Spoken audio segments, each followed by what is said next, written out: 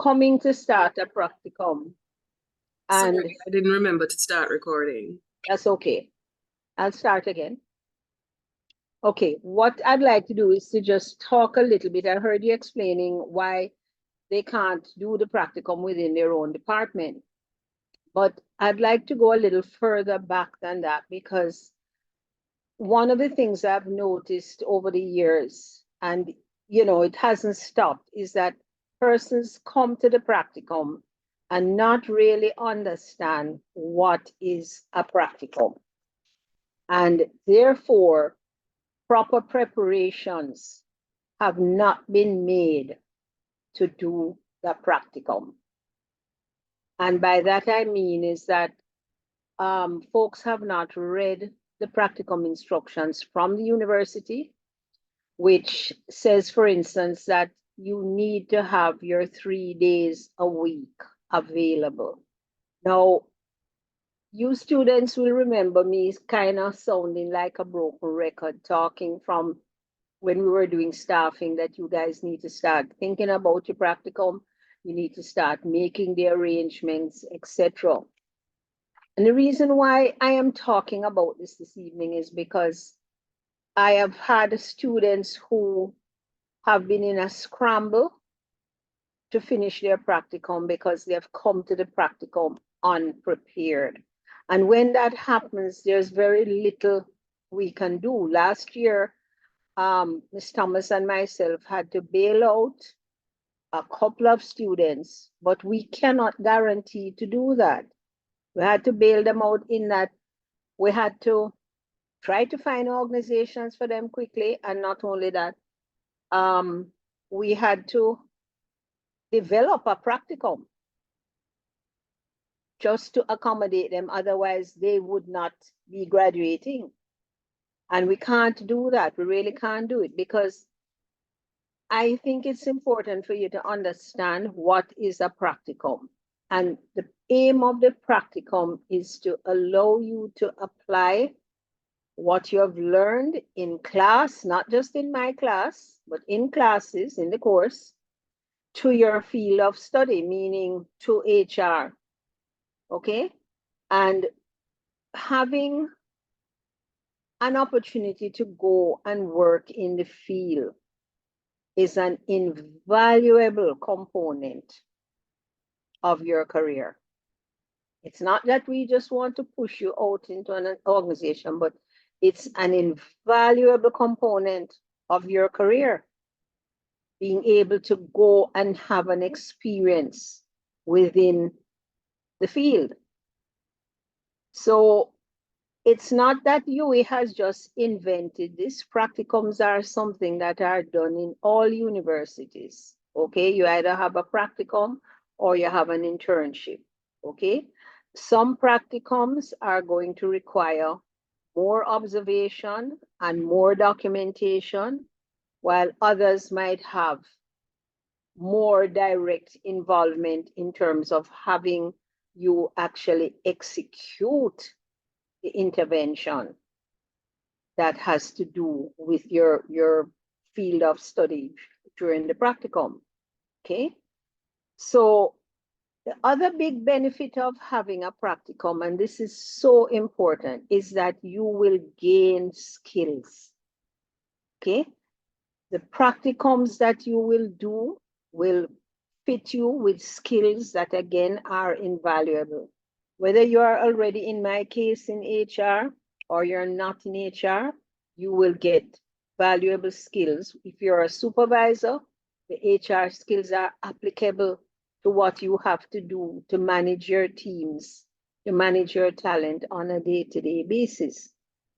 Some of the skills that you will learn during the practicum are things like effective communication. I'm just speaking about some of the qualitative skills, okay? You learn to communicate because you have to communicate with persons in the organization that you're going into. You'll have to persuade people to trust you. You'll have to persuade persons to allow you access to their information. You'll have to persuade persons to complete your survey. And, provide you with background information. So the communication skills that you're going to develop will allow you to actually have an opportunity to hone these skills even better. Collaboration. If you are somebody who doesn't like to collaborate, you are going to pick up skills that will allow you maybe to come out of that comfort zone and be able to step out so that you can work as a valuable member of a team. One of the things that we don't think about is that when you have to do a practicum, you have to dress professionally to go and talk to whoever you're talking to in the organization.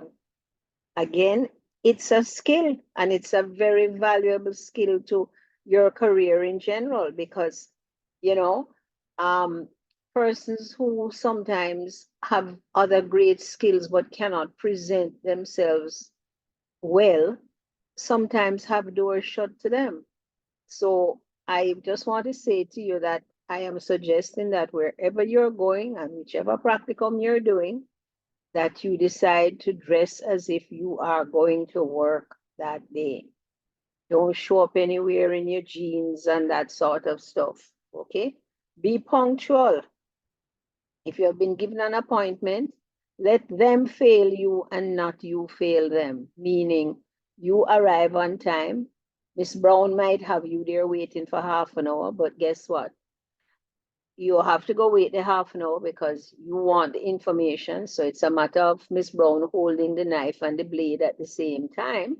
Or as our Jamaican saying goes, you know, your hand in a lion's mouth, you have to take time and draw it out. But you be punctual and don't give that person the opportunity to say, well, I was here waiting for you, but you were 10 minutes late, so we can't do what we have to do anymore. And the management of your time over the couple of weeks is going to be extremely valuable. It's 8 weeks. 8 weeks, Ms. Thomas? Yes, it's 8 weeks, and then the 9th week, it's a free week that you can polish up anything you need to do. Okay, well, 9 weeks because there is writing to be done and stuff like that. But the time goes quickly, and where you tend to lose the time is at the beginning of your practicum because you're not prepared. So I just wanted to say those couple of things to you before we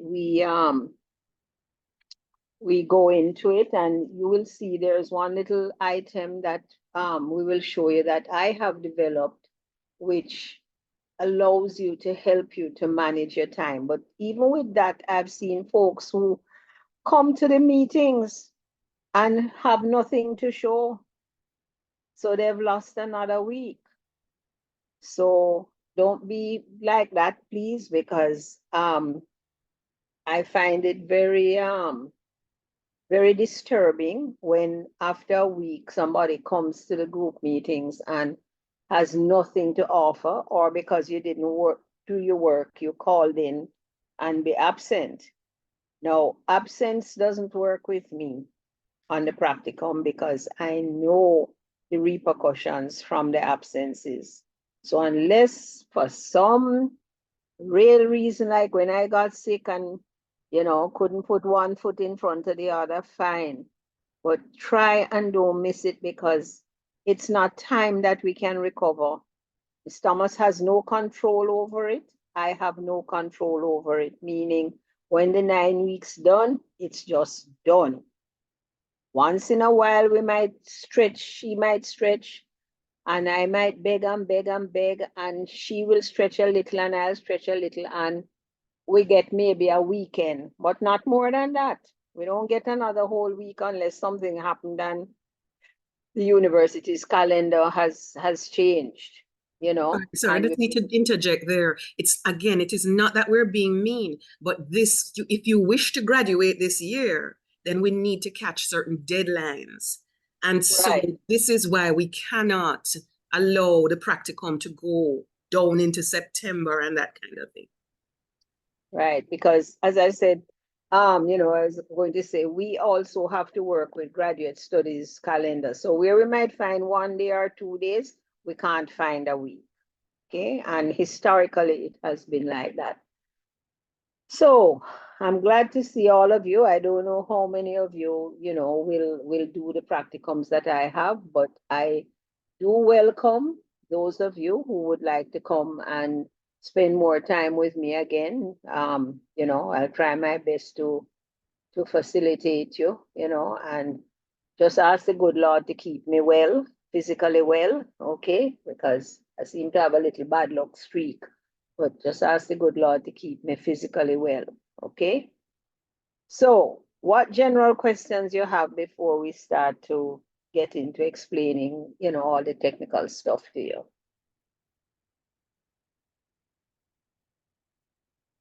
Hello, are we there? Hi, good evening, Miss. Happy New Year. This is Lillian.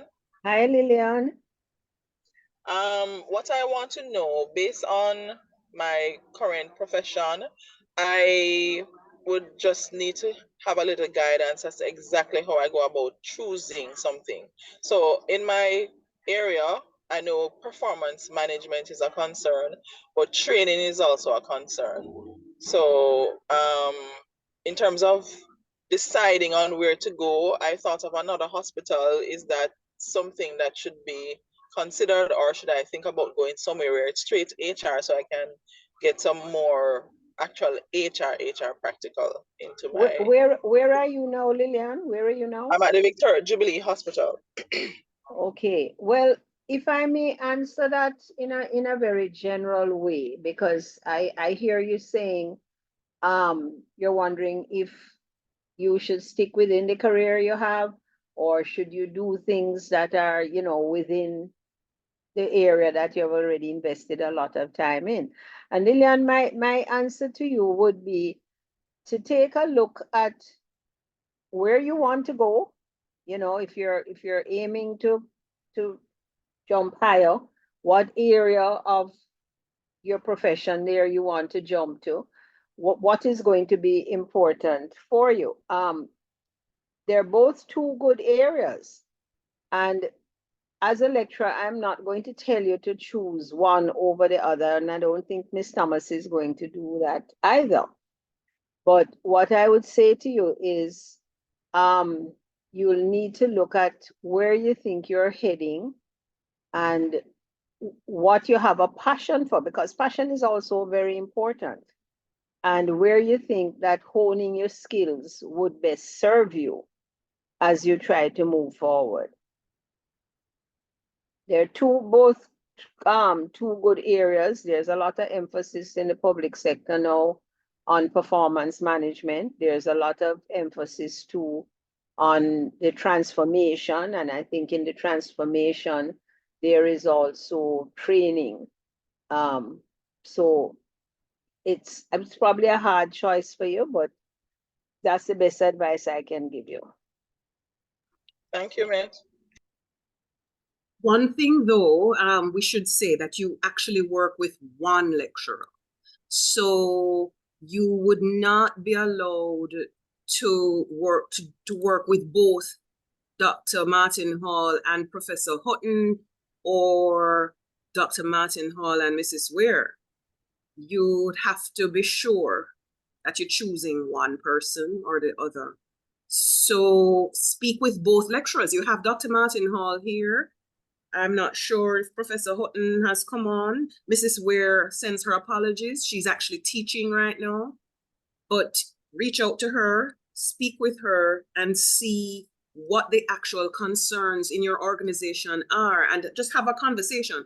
The practica begin in May, so you do still have a little time. Use that time well to make some decisions. Thank you.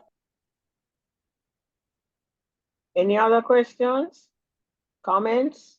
Come on, guys, don't waste your evening here. You have me here. I don't know if Dr. See, Hutton is Mr. coming Mambi. on. You have Miss Thomas, so don't Mr. waste your Mambi wants to evening. ask a question. Yeah, okay, Donald.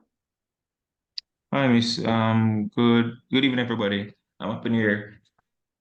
So just a quick question, Miss. As it relates to um, is it a case where we can have like a one-on-one session, please, just to run whether it be topic organization by you, because I started speaking with some persons there. It's around UE as well, but it was more security. One is security, one is the Office of Student Services and Development.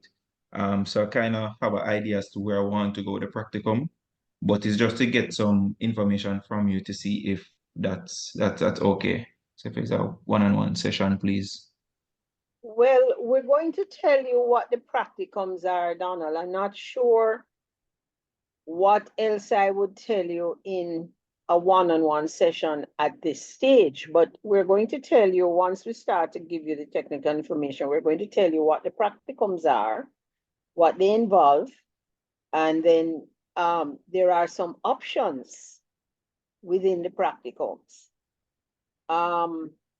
So I'm not sure if are you trying to decide whether any of these practicums will fit into what you have seen in those areas? Is that what you're saying? Yes, miss, that's it. Okay. Well, let me tell you, we will tell you what is involved in performance management and staffing, and you'll decide whether those can work, or you, as Ms. Thomas says, are going to have to speak to the other lecturers. Like, for instance, if you figure that it's training that's coming up from what you have seen in those areas, then you need to speak to Professor Houghton, who has the training components. Okay, or if you think it's labor relations, well, that one is difficult because if it's within UA, No, I don't know we're how not that doing would labor work. relations this year. Okay. Not doing labor. What are the practicums this year, Ms. Thomas? We're doing performance management, staffing, OD, job analysis, separate from compensation. So we're doing job analysis and we're doing compensation. We're doing training. We may be doing small business development. And Miss Morgan is still seeing if she's doing something. She's actually not feeling well, so she's not preparing it right now. And this will be a big year for her because she'll defend. So we're Okay, not okay. putting her on Yeah. right now. But if she is going to come back in the pool, she actually came out this morning. But if she's going to come back in the pool, she would offer group dynamics, and she was also going to be offering an executive coaching practicum. We're very excited about that, but we understand that she needs to take care of her career right now. So she needs a few months where she concentrates on that. So perhaps next year, and I see Mrs. Jackson Lewis coming on, she will do a job analysis practicum. So we have many options. We have a research practicum. I don't know. Well, some people may remember, maybe not. Maybe Rohan Makala left some time ago, but he's also going to offer you the opportunity to do a piece of research. So he used to teach our research methods course for us. He would guide students in a piece of research. So for persons who are perhaps thinking that they want to do a PhD, they want to go further, they may wish to take advantage of that. Somebody leading you through a serious piece of research. And for Is that online? Yes, it would be. It would be because he's now living in Toronto, but I think that's important for them to know. Yes, and he's taking you through it from now. So he will want, if you choose that, he's going to want to speak with you from now because he'll be taking you through the whole process of getting ethics approval and all of that. So it is a serious piece of research because it is possible that you could have this published. So that is if you're choosing that option. And as I said, for people who are thinking PhD or further studies, they may want to do that. And I think that's the only online practicum right now. Yes, it would be the only one that is online. But that's not to say that we won't have some of our meetings online, because depending on what's happening, sometimes we may have a group meeting online. But yes, not the substantive delivery of work and stuff online. Yes. So Donald, I don't know, depending on what you're seeing. I mean, as I said, yes, I'll always talk with you, but I think after you hear what the options are this evening, then you would be able to decide, yes, if you still want to talk with me one-on-one, fine. But it might be that you need to talk with some of the other lecturers that are not here this evening. Right, and welcome Mrs. Bernard Nemard. As I said, we've discussed with her the possibility of a small business, so she just joined as well. So just welcoming the lecturers as they come in, because as I said, they came in this evening to speak with you guys. So Dr. Martin Hall is on the stage. Are we going to start showing your thing? I lined up staff. Well, if there are no other questions, OMT? we'll take 2 more questions and then we can start. All right, I see Carisha looking as if she wants to ask a question. Yes. Good evening, everyone. I am curious for the year ones who are going into semester 2. You're alluding that we would be doing a practicum this semester, or it would be for. Okay. No. Right. Thanks for the clarity. This practicum meeting is really for final year, because But those are who will be I wanted doing. the first year But to they see. can come in and understand, yes, what is involved. So you start to wrap your head around it from now, you know? But it's critical for the final year because it's done in your final year, Carisha. We just wanted you to understand what the practicum is about, because we're seeing a lot of people beginning to panic when they contemplate the practicum. So we just don't want that. It is another course, just as any other course that you're doing. It's just that it's at the end, you work alone, you work with supervision, but you're not in your groups anymore. You're not with your friends anymore. So you need to be able to hold your own in your career. And this would be a first step toward that. All right? We just wanted to demystify it for everybody. Any other questions? OMT, is there any particular reason why IR is not offered as a practicum? Yes, we don't have the supervision ability. We don't. Yeah, at least not for this year. We haven't had it for some time. We've attempted to do it and it hasn't worked well for us. So in an effort not to frustrate the students, we're not offering it.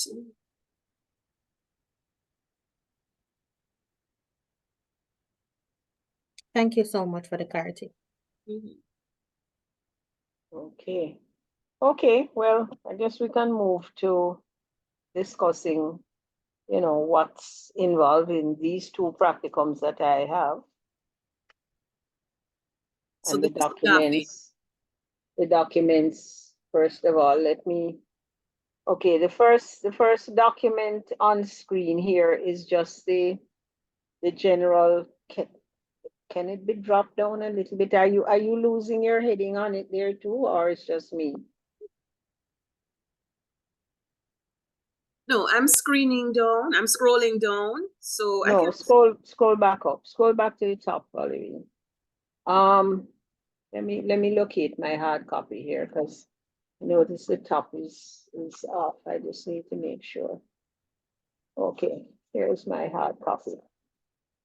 Okay, this document on screen is just the general instructions for the practicum. I noticed that the one you have up here has a course number, and students, you should note that there is a general course number for the practicums, okay, which is HRNM 6017. Okay. For some reason, this one here only has staffing at the top. But these instructions, I'm just noticing that Ms. Thomas, even though Ms. Thomas asked me to review it, but I'll be honest with you guys, I didn't notice that it only mentions the one at the top, but it is applicable to both practicums. Correct, Ms. Thomas? Yes, HRNM 6017. The course is called HRD Practicum. It's not HRD Summer Practicum. It's HRD Practicum, but you have the various options. So this is just speaking about staffing. Another document will have course HRNM 6017, HRD Practicum. It will speak about performance management. This is just a staffing document. Okay, let's see if I have the one for performance So you want management. to put up performance management instead of staffing? Well, put up performance first. The Okay. performance first, because it's easier to explain staffing once you have explained performance management. Okay.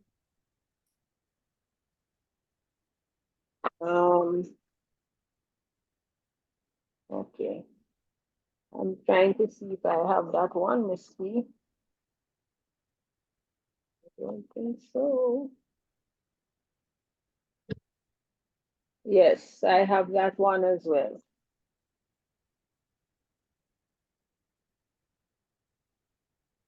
Okay, students, I hope you downloaded these documents. Did you download these documents? Did you all download? Huh? Yes, miss. Have you taken a look at them? Yes, miss. Okay, because basically I'm going to run through them very quickly. So if you have taken a look at them and you have any questions, then ask them, because I'm going to run through them very, very quickly. The first part of this document actually is just an overview of what the practicum is and why the practicum is important. Okay. And if we go to the last couple of lines in the second paragraph where it says, this practicum aims to conduct the preliminary literature review into this area and produce both a research design and a set of sample questions. And we have a typo here, so pardon us, we have a typo here. It says W-A-R-E, it should be W-E-R-E. I'm just noticing it too. And it tells you also that it's aimed at measuring productivity effects of using performance management systems in Jamaica. Okay, what that all means is that when we go down and you look at the options, it's basically research-based, okay? You're going to go in and gather some information from the organization, and you will see the options below. And after you have done that data collection, you'll use an instrument to do the data collection. And after you've done the data collection, you're going to analyze the information, and then you will prepare a report. Now, you'll be given instructions from me in terms of what the report should contain in terms of the general topic areas, okay? So you won't be just left alone. And also, I have always given my students at least one page of what a survey document should look like, because I noticed that there are some students who may be weaker than others in preparing a questionnaire. So I just try to do as much hand-holding as I can over the weeks, okay? And in the first meeting that I have, of course, I go back through these documents with you again. So basically what this first part is telling you is that it's basically a research practicum. The assignment, Miss T, can you scroll down? Because I can't manipulate the document. The assignment is again just telling you what I just told you, in that you will prepare a research paper, and basically it becomes the property of the university. Okay, so we will be doing a lot of research work. Now, the first one there that says the assignment is basically a very general statement, okay? That's a very, very general statement. So let's go down now. As I told you, the final format for the report I will give you, which is what you're looking at there, okay? So I'm telling you that, you know, your report will have a title page, a content page, you will do an introduction, you will have a rationale, you will have a problem statement, and I will explain these areas to you. When we do have the class meetings, the first class meeting, I go back through all of this so that there is a clear understanding of what all of this is about. The literature review, the methodology, which is how you collected your data. The analysis is how you will put your findings together, okay? And the summary, references, appendices. Now, one of the things that you will see, and there's usually a general document, I haven't seen that one, but there's a general document that tells you that all of this work that you produce, any written work, and you've heard me say this because you heard me say it for your case reports, that it has to be done according to the APA style, which is the university requirement. So let us not waste time on this because, as I said, in your first meetings, these are the things we go over to. Let's go and look at what are the options for your practicum, which is what I think you're probably most interested in, okay? One thing to note though, that for the two options that you'll have, for two of the options that you'll have, you need a sample size of not less than 50 persons in an organization. And the reason for that is if you go to below 50, you are going to have trouble analyzing the data. It's not going to be sufficient for you to use one of the analysis tools to analyze your data.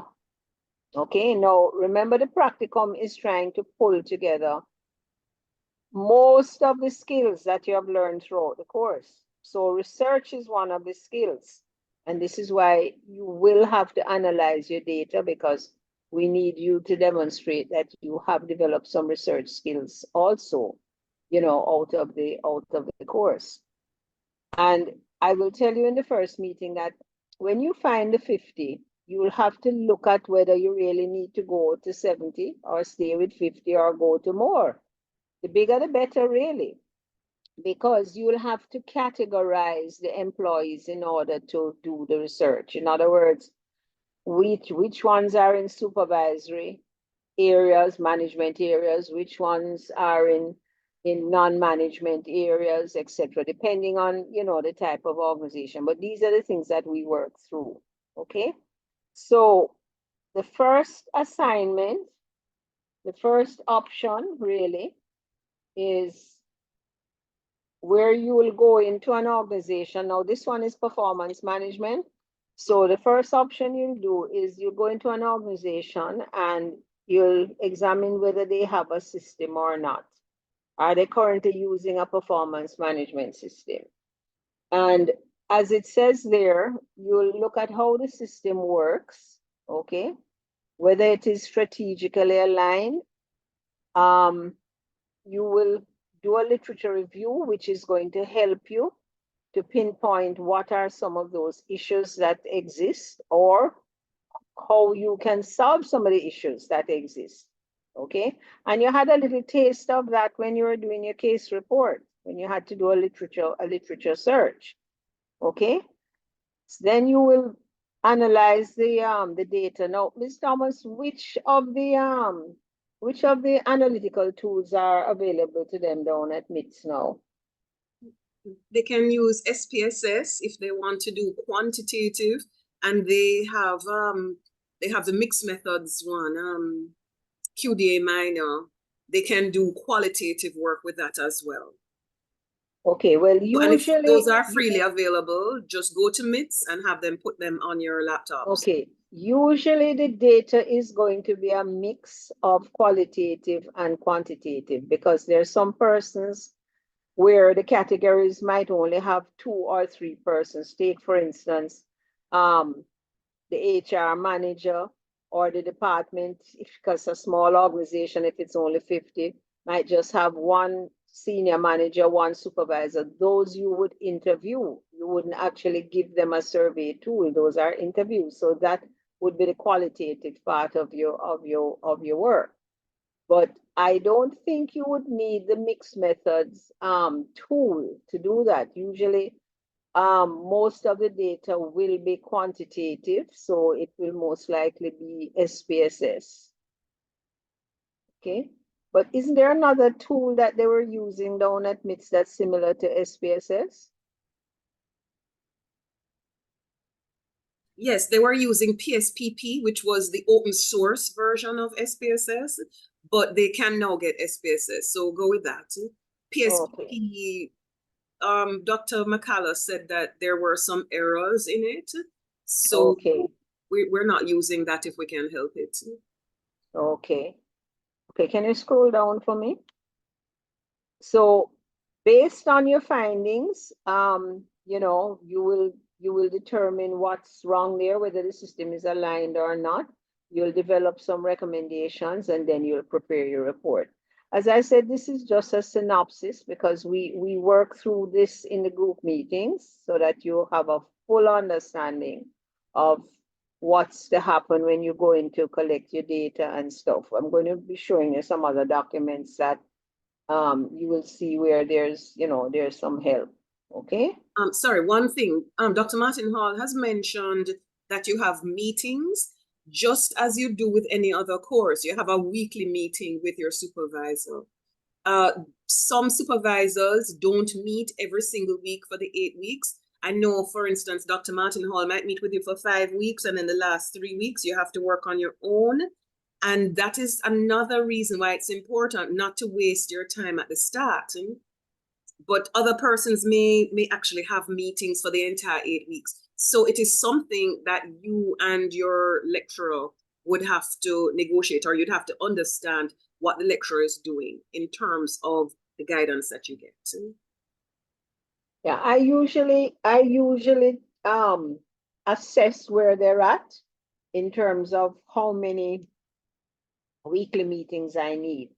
If I feel that they're on track, then you know, towards the end, I don't have weekly meetings. I allow them to actually stay and construct their work.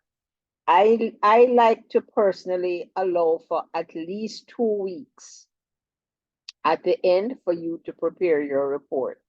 And this is why I always urge you to get on track early so that you can have that time at the end to sit down and really prepare your work, you know, etc. Okay.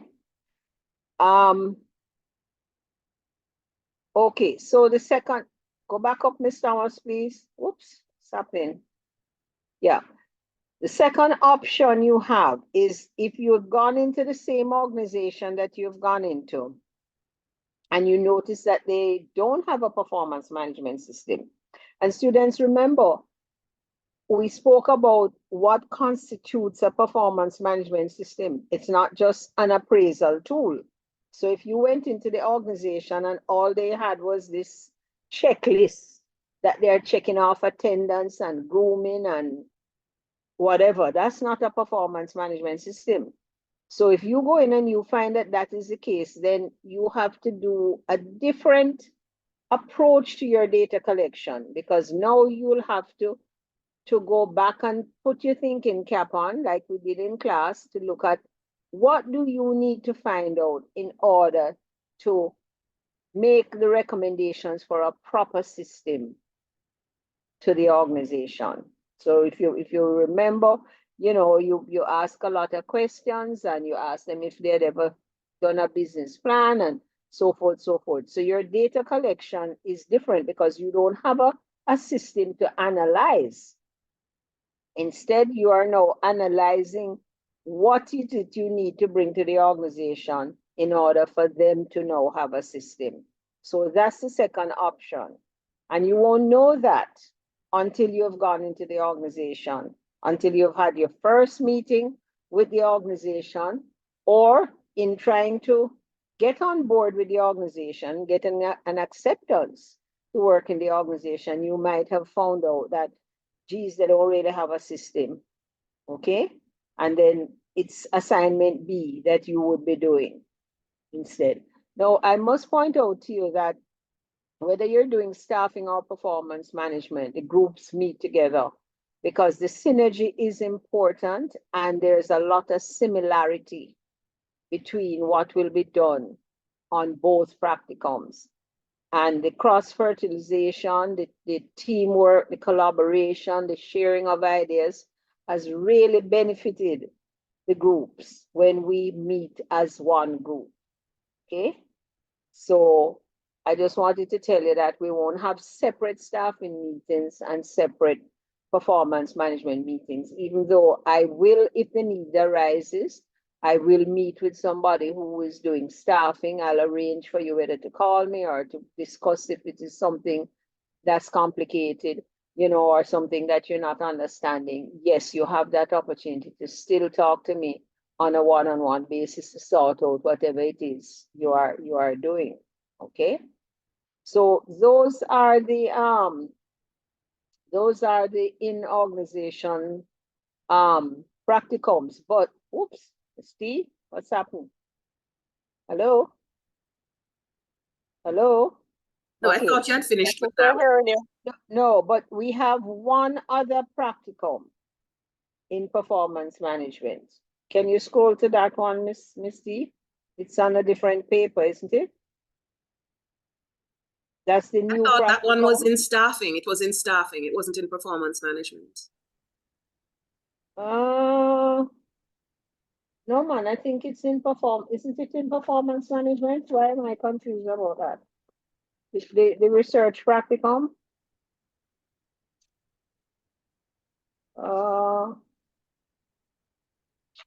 Okay, I'll have to sort that one out. No, so this is see here, it's at the front. It's the one that was right at the top. Okay. We need to go back and explain that one. Yes, so this is the one where you won't do the full-blown research paper and you'll develop the Okay. talk about it. That is actually we might need to change that subheading a little bit. Sorry about that. Okay, thought it was at the bottom. Can you go back to that for me? Because that's an option 3. That's really option 3. Option 3 is a straight research paper, but you still need to have an organization. And it has something has happened here. It has a topic. Oh, wow. The topic is measuring the effects of using a performance management system on organizational performance. Sorry, guys, we changed up these documents a little bit, and I didn't have time today to just go back through them. That is actually a topic. So it's 3, you have 3 options, okay? This is an option by itself, okay? Where it's a straight research project. Now, one thing I want to say about this one is that, say for instance, if 10 students, 12 students, 15 students, whatever, have registered to do the practicum, I'm not going to allow more than maybe 4 persons to do this paper because everybody cannot be doing the same research paper. Okay? So that is something we will have to sort through because this one is not the sort of practicum that we can have a whole lot of persons doing this one, Ms. Thomas. Okay? Because you have to go in an organization. I would prefer to see it done as a single practicum as well and not a team-based practicum. Okay, I experimented with it last year as a team practicum and it did not work well. There was a lot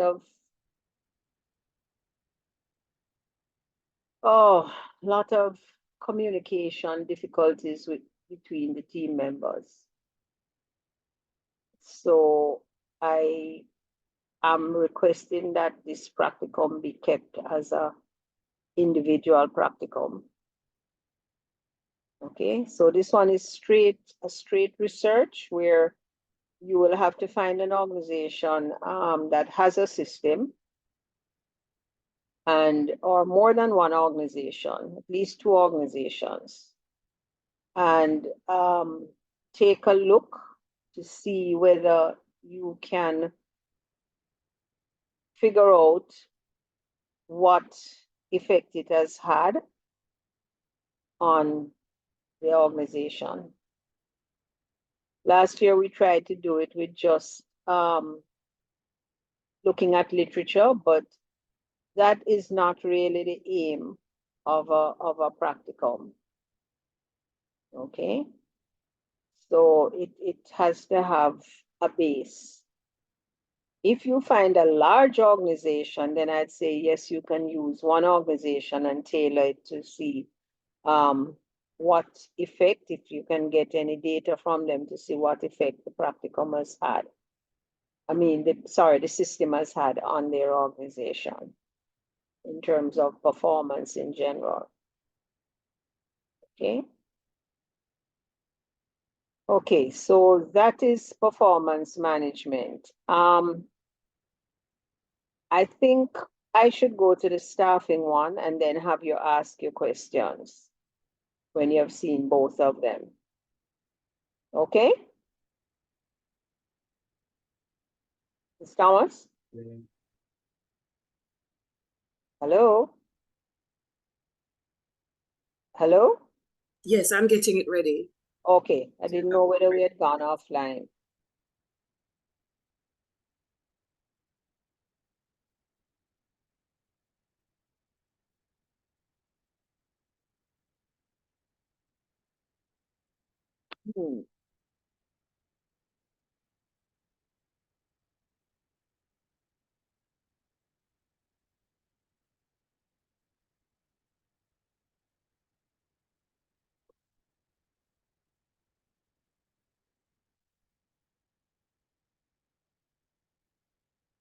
Okay. Here we are. Trying to find the documents here. Oh, that is that one.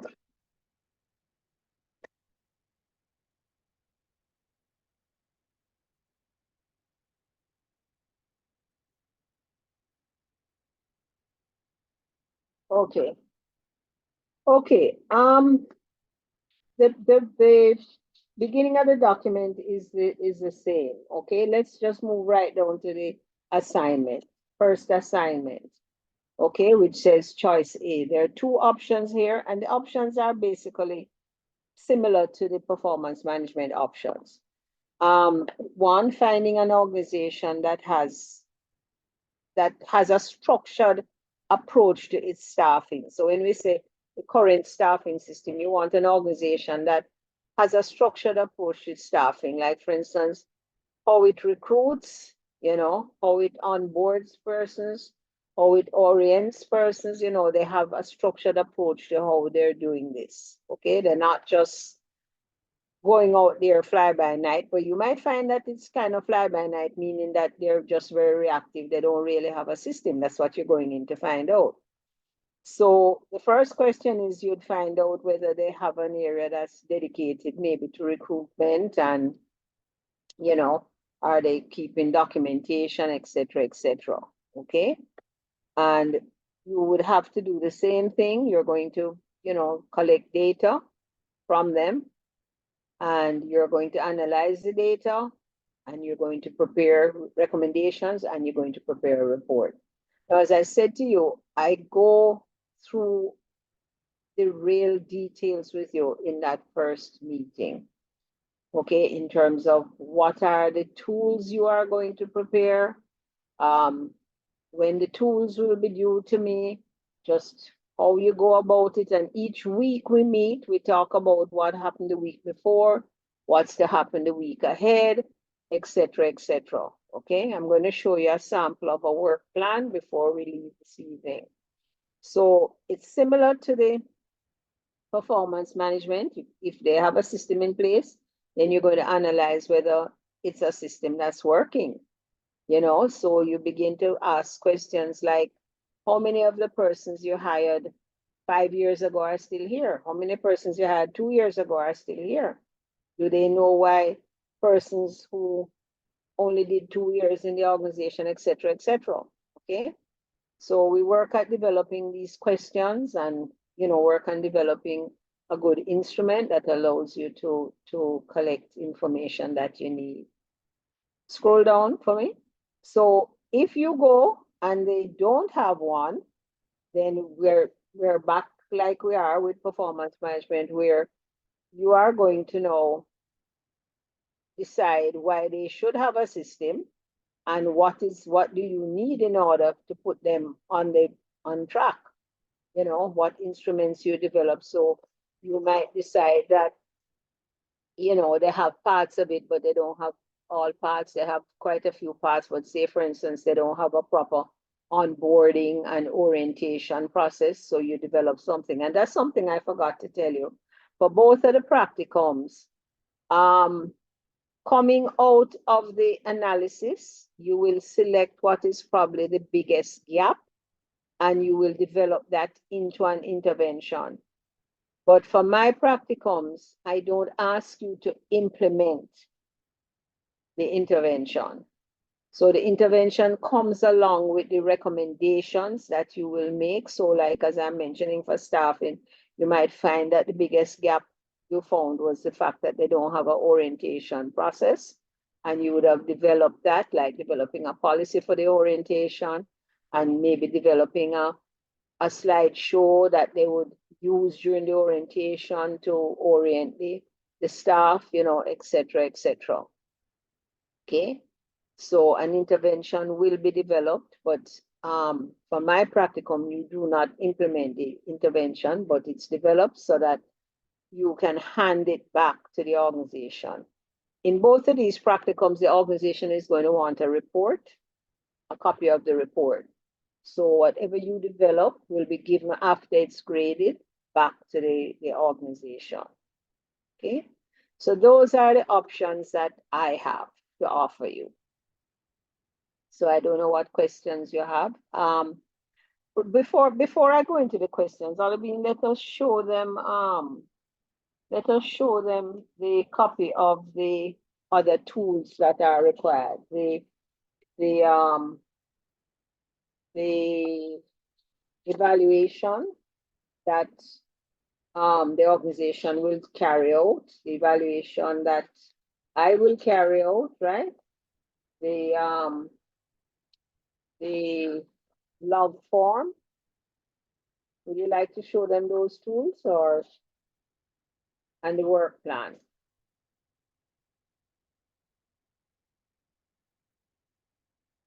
Okay, this is the work plan. Okay, this is a sample page of a work plan.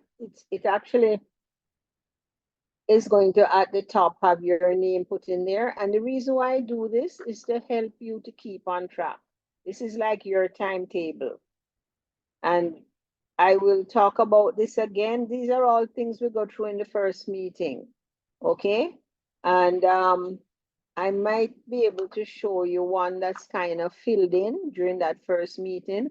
I'll kind of show you a page out of one that was filled in, by a student before you, so that you even can visualize it a little better. But basically what you're going to put in here is you're going to put in a time, okay, a date, and the date will be like to complete whatever the task is, okay? And then you'll describe the task over here, okay? And you'll actually put in what it is you're looking for. So I'm not going to spend a lot of time on this tonight because this is something that I'll teach you how to do, okay? I'll teach you how to do this. Okay, so that's the work plan. And that's aim is to keep you on time. That's like your timetable. Okay. This evaluation form is done by the lecturer, correct, Miss Thomas? It's done by the organization. The organization must say if they're satisfied with your work. Oh boy, I'm off track this evening, ain't I? Okay, so this is not, I'm sorry, this is the organization's evaluation. Why am I so off track this evening? This is the organization's evaluation. And they are also you're going to also have a log form. Okay, so this will be given to the organization to fill out at the end. At the end of your time with them, you will give them this to fill out. But the log sheet now will have to be completed every week. And by the way, that form is not unique to my practicums. It's applicable to all of the practicums. The work plan is unique to my practicum. I don't know if anybody else has developed a work plan, but I developed a work plan to allow you to keep on track. But that evaluation is for all practicums, whether you're going to Dr. Hutton or Mrs. Ware or whoever. And the same thing with this log form. This log form is where you have to log your time in the organization. Okay? And you have to give me this log form. That's why I mix it up with the other one. This one you have to give me. Okay? And I actually ask you to place it in the back of your report. The report, that's the departmental copy. And by the way, there's one other form, Ms. Thomas, that is not here, but they should be aware of that form by now, and that is the accountability statement. The university's Yes, accountability they know that. statement They know that form. for all written work. So that along with the log form goes in the back of your department's copy of the report. And again, all of these things, these details, we sit down and we cover. Okay, you're not just left out there to fly by yourself, okay? The only other form, Miss Thomas, would be the general practicum document, which I guess they have, which covers you know, all the general information for the practicum, and I guess they have that already. Yes, they do. Yeah. Okay. So that would be this document that you're putting up there. Okay. Okay, so it's over to you guys now. What questions you have? Pardon me if I'm a little bit disjointed, but I've been just running up and down, up and down, up and down. Yes, Miss, I have a question. Yes, Janado. Good evening, Miss. Happy New Year. And good to see you again, Miss. Thank you. Yes, Miss. All right. I wasn't following 100%, Miss. However, I noted that you showcased quite a few questions and matters relating to your discipline, Miss. However, I want to know if it's just one of those questions that I am supposed to focus on. I'm not sure. One of the options. I'm not, it's just one option. Yes, it's one. You have that's why there are options. You Hello? do one or the other. If you went into the, for instance, as I said, whether it is staffing or performance management, Okay, Miss. All right. into the organization and in doing the preliminary research with them, preliminary conversations with them, you discover that they have a system, fine, then you do option A. But if you discover that they really don't have a system, then you know that your assignment now becomes option B. Because you won't know that till you go to talk to the Thank you very much, organization. Okay? Okay, Miss. Thank you very much, Miss. Okay. Any other questions?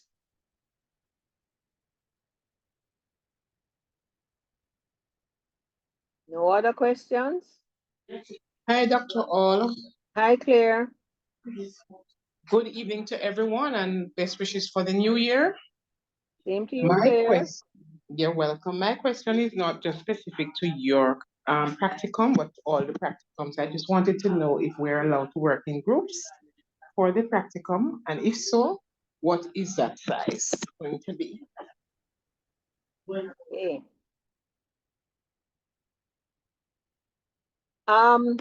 In my practicums, because depending on the size of the organization, usually one individual goes in for each practicum. Like one would be staffing, same two people can go into the organization, but one would be doing staffing, one would be doing performance management. Now, if the organization is a very, very large organization, then yes, we may consider it. But my experience is that persons seem to do better if they're doing their own. And even if you work in a team, we will have to make a separation because the marks are individual marks. Now, I know in some of the other practicums, like I think in Dr. Hutton's practicum, I think he has a lot of teamwork there, but he has some very specific requirements, of the teams, etc. I can't speak to to his specifications, but I know that he has some teamwork there. Again, I can tell you, certainly last year, he generally doesn't have teamwork, but last year we had a practicum where the students were developing online courses. And so it wouldn't have made sense to go into the field to collect data separately. So the students collected together and then they separated to do their individual courses.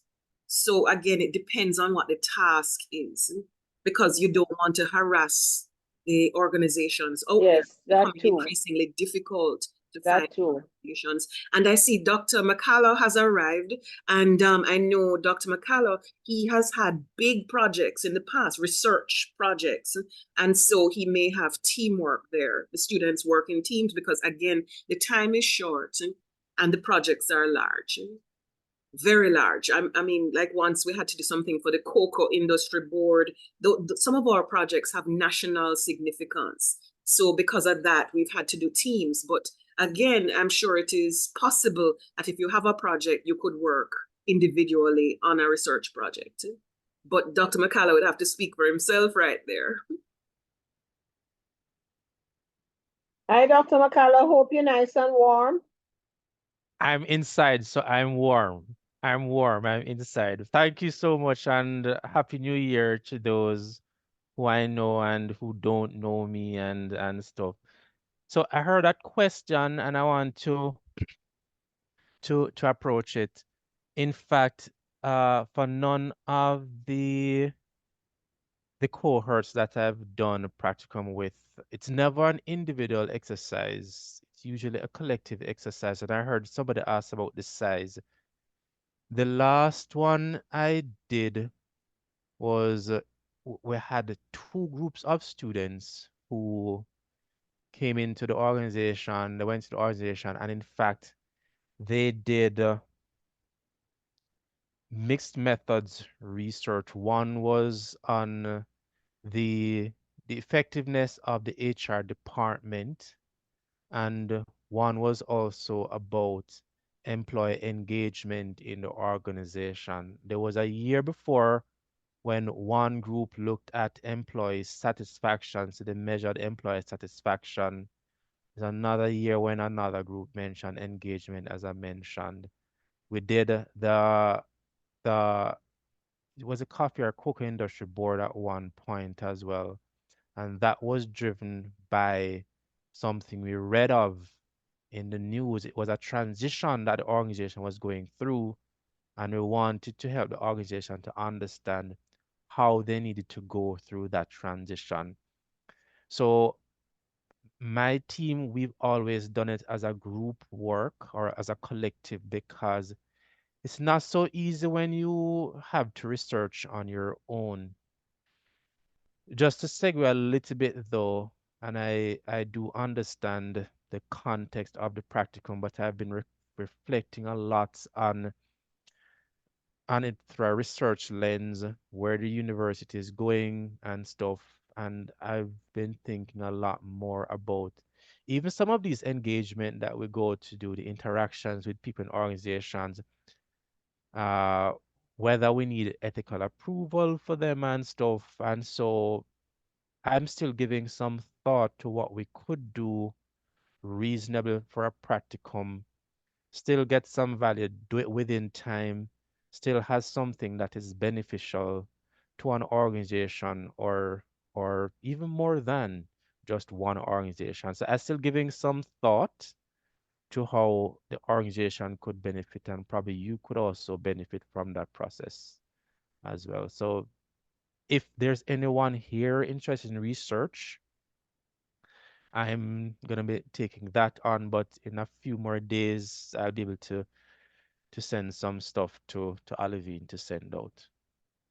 So that's all I want to say now. If there are any other questions, though, feel please feel free to throw them at me and I'll answer Right. them. So I'll But in a second, though, I'd like the other lecturers, Mrs. Lewis, Dr. Sterling, and Mrs. Nemard, to let us know if they plan to have individual or group practical. That was the actual question we were answering right now.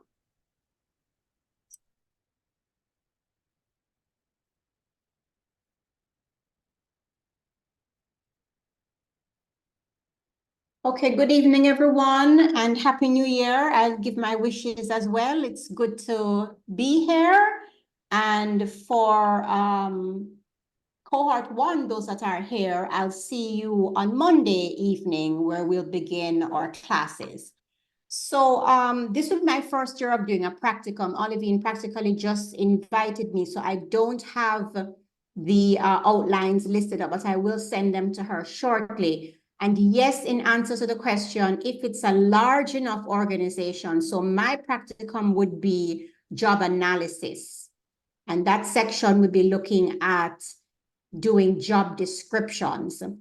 So I would actually like that job descriptions be done that can be used in the organization. So I'm hoping for a practicum that is usable and that will be handed in to the organization. And yes, if it's a large enough organization where there are possibly over, say, 50 or 60 job descriptions, then more than one person's can collate to do that. But as Dr. Martin Hall said, we would have to be very clear on who did what so that we can give individual marks. But yes, certainly, if it's a large amount of job descriptions, we can have more than one person's work on it. And I'm truly hoping that we will get an organization, we'll have students who are interested, that will actually be able to do the work from ground up and hand over usable working instruments that an organization will be able to benefit from. I will talk more about the practicum in class. Possibly I'll have to bring you together, but that would be for year 1 students as you think about it for year 2. And I will hand the paperwork into Olivine so that she can put out the outline for the practicum, and then I'll take answers if persons have, and make myself available to go through in a more detailed and fulsome way. Welcome aboard, Michelle. Thank you, Dr. Martin Hall. It's so good to see you. We should never take for granted that we're here for another year. Yes, good to see you too. Yes, thank you. Mrs. Nemard?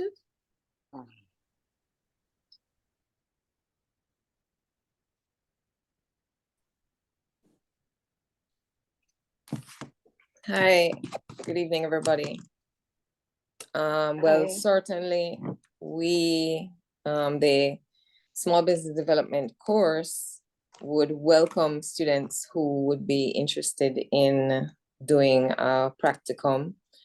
The last time we did one was in 2020, I think. Right. And the students at that time, because of COVID, they were doing it remotely. They were interacting with the organizations remotely, and with just perhaps a few face-to-face meetings. Now, I plan to send in an outline of what our practicum will look like this year. And in the past, small business development as a course that is not necessarily a core HRD program, it does form an integral part of the students' plans for their future, even with regard to HRD. There are those that have said that they'd like to start a business that involves outsourcing HR services. So it is important for them to understand what is involved in starting a business. One of the students had done a feasibility study on a new business that an existing business had already thought about doing, but they had not done enough research to see whether it was feasible for them to launch a new idea that they had. And so one of the students actually formed an integral part of giving them a thumbs up at the end of the day, and they did actually launch the new business. And so I would welcome any students who would like to participate. And again, I will send in the information to the department regarding the practicum. Thank you. All right, thanks so much, exciting. And Dr. Sterling, I think he already has a student who's committed to compensation. Hi everyone, can you hear me? Yes, we're hearing you. Hi, good evening. All right, Dr. Martin Howell, it's so nice to sit and just listen to you. You've outlined like all of the details involved in doing a practicum. Just to add to what you've said is that part of the credibility of a master's degree is to do a piece of research that proves your capability. And of course, you mentioned all of those critical skills that one builds coming out of the experience. And then to add to a body of knowledge at this stage and look at it as well as a stepping stone to a PhD if you so desire. But it ought not to be taken lightly because it is research. This is going into the field, gathering information, coming out with something, drawing a conclusion, and creating the enabling for knowledge building for yourself, yes, and then as well for the body of knowledge in the university. All right. So you've said a lot on that. I won't go back through that. For compensation, the field is ripe for exploratory reviews in compensation. A lot has happened within industry and certainly within government this year, last year, 2022 to 2023, quite a bit has happened. So the field is ripe for the inquisitive mind to explore, and to research and to bring to focus what's on your mind and what you can contribute to. In my practica, because I've had a few over the years, I don't expect you to change the world in 8 weeks, certainly not. But as Olivine said earlier, and I think Dr. Martin Howell said it, if you have a passion for an area and you feel convinced that you can comfortably explore it, not to finality certainly, but to explore it in a way that it can bring you information to help you develop your skills. And I'm open for that. And in the ones I've done before, I work closely with you. I have a number of sessions with those who are interested. I have your sessions with you, and then we go into one-on-one discussion, but you have to work. We have to put in work from the beginning of that 8 weeks into reading, starting with your field work and getting in there and doing it well.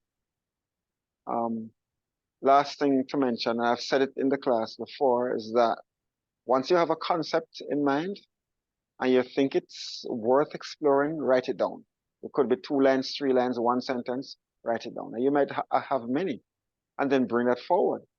And you'll find that at the end of it, in fact, when you actually get into doing the field work, it will be then that you will find that you are able to fashion a title of some sort. But start with a concept, do some reading around it, let me hear it, let me see it, and then I can help you to develop it. In fact, when you started developing your concept, you might find that it's not even compensation you're studying. It could be performance management or something, but then the guide will be there. But if you really are interested in the compensation, I would want to say the field is ripe and great opportunities abound. In fact, it will be disappointing that this year, with all that has happened in the country around compensation, and nobody bring out any paper on compensation. It will be and doing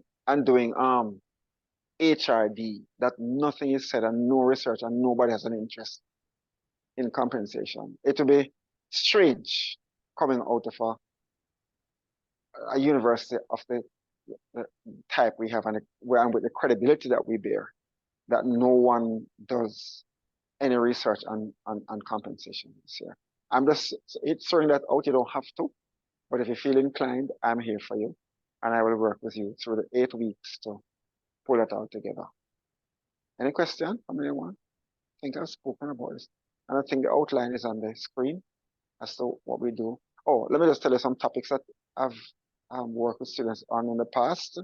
We've looked at departments transitioning and how you compensate different levels within the department, and how you see about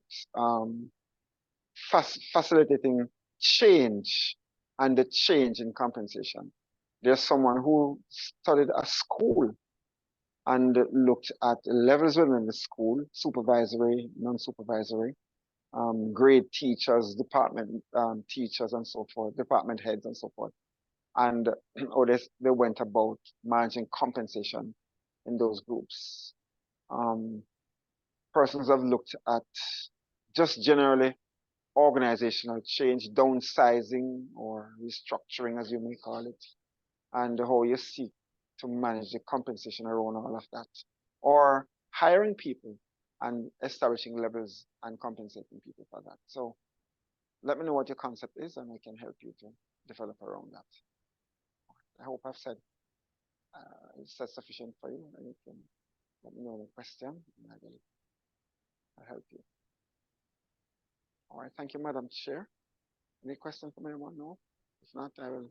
Any questions for Doc? No? Okay. All right. Any questions at all? I am scrolling here, and I had asked a couple of the students who did it last year to come on and let us know how they felt. So from the students' perspective, I'm not seeing anybody here. Fayoka had said she could come on she was going to try to come on at about 7:30. As you know, she doesn't live in Jamaica anymore. She was trying to come on at about 7:30. It's not quite 7:30 yet. So any questions? We'll give Fayoka a few minutes to see if she can come on and let you know from the perspective of a student what it was like doing the practical. I have a question. It's a general question because now I'm having a different understanding of what it is that I'm to do, or maybe I'm not understanding. But my question really is, should we be approaching a company with, for instance, approaching a company saying that I want to do my practicum in performance management, or is it that I need to start the conversation with the company to find out what issues they're having or which area they would be interested in me exploring. Is Okay. that clear? Is my question clear? Yeah, I think your question is clear. If I may, I mean, there are other of my colleagues here, but if you remember, you know, and I'm sure you heard it, not just from me, but from others, that you needed to identify an organization in which you could carry out your work. So you will have to look and see what organizations are around. And yes, you have to approach the organization.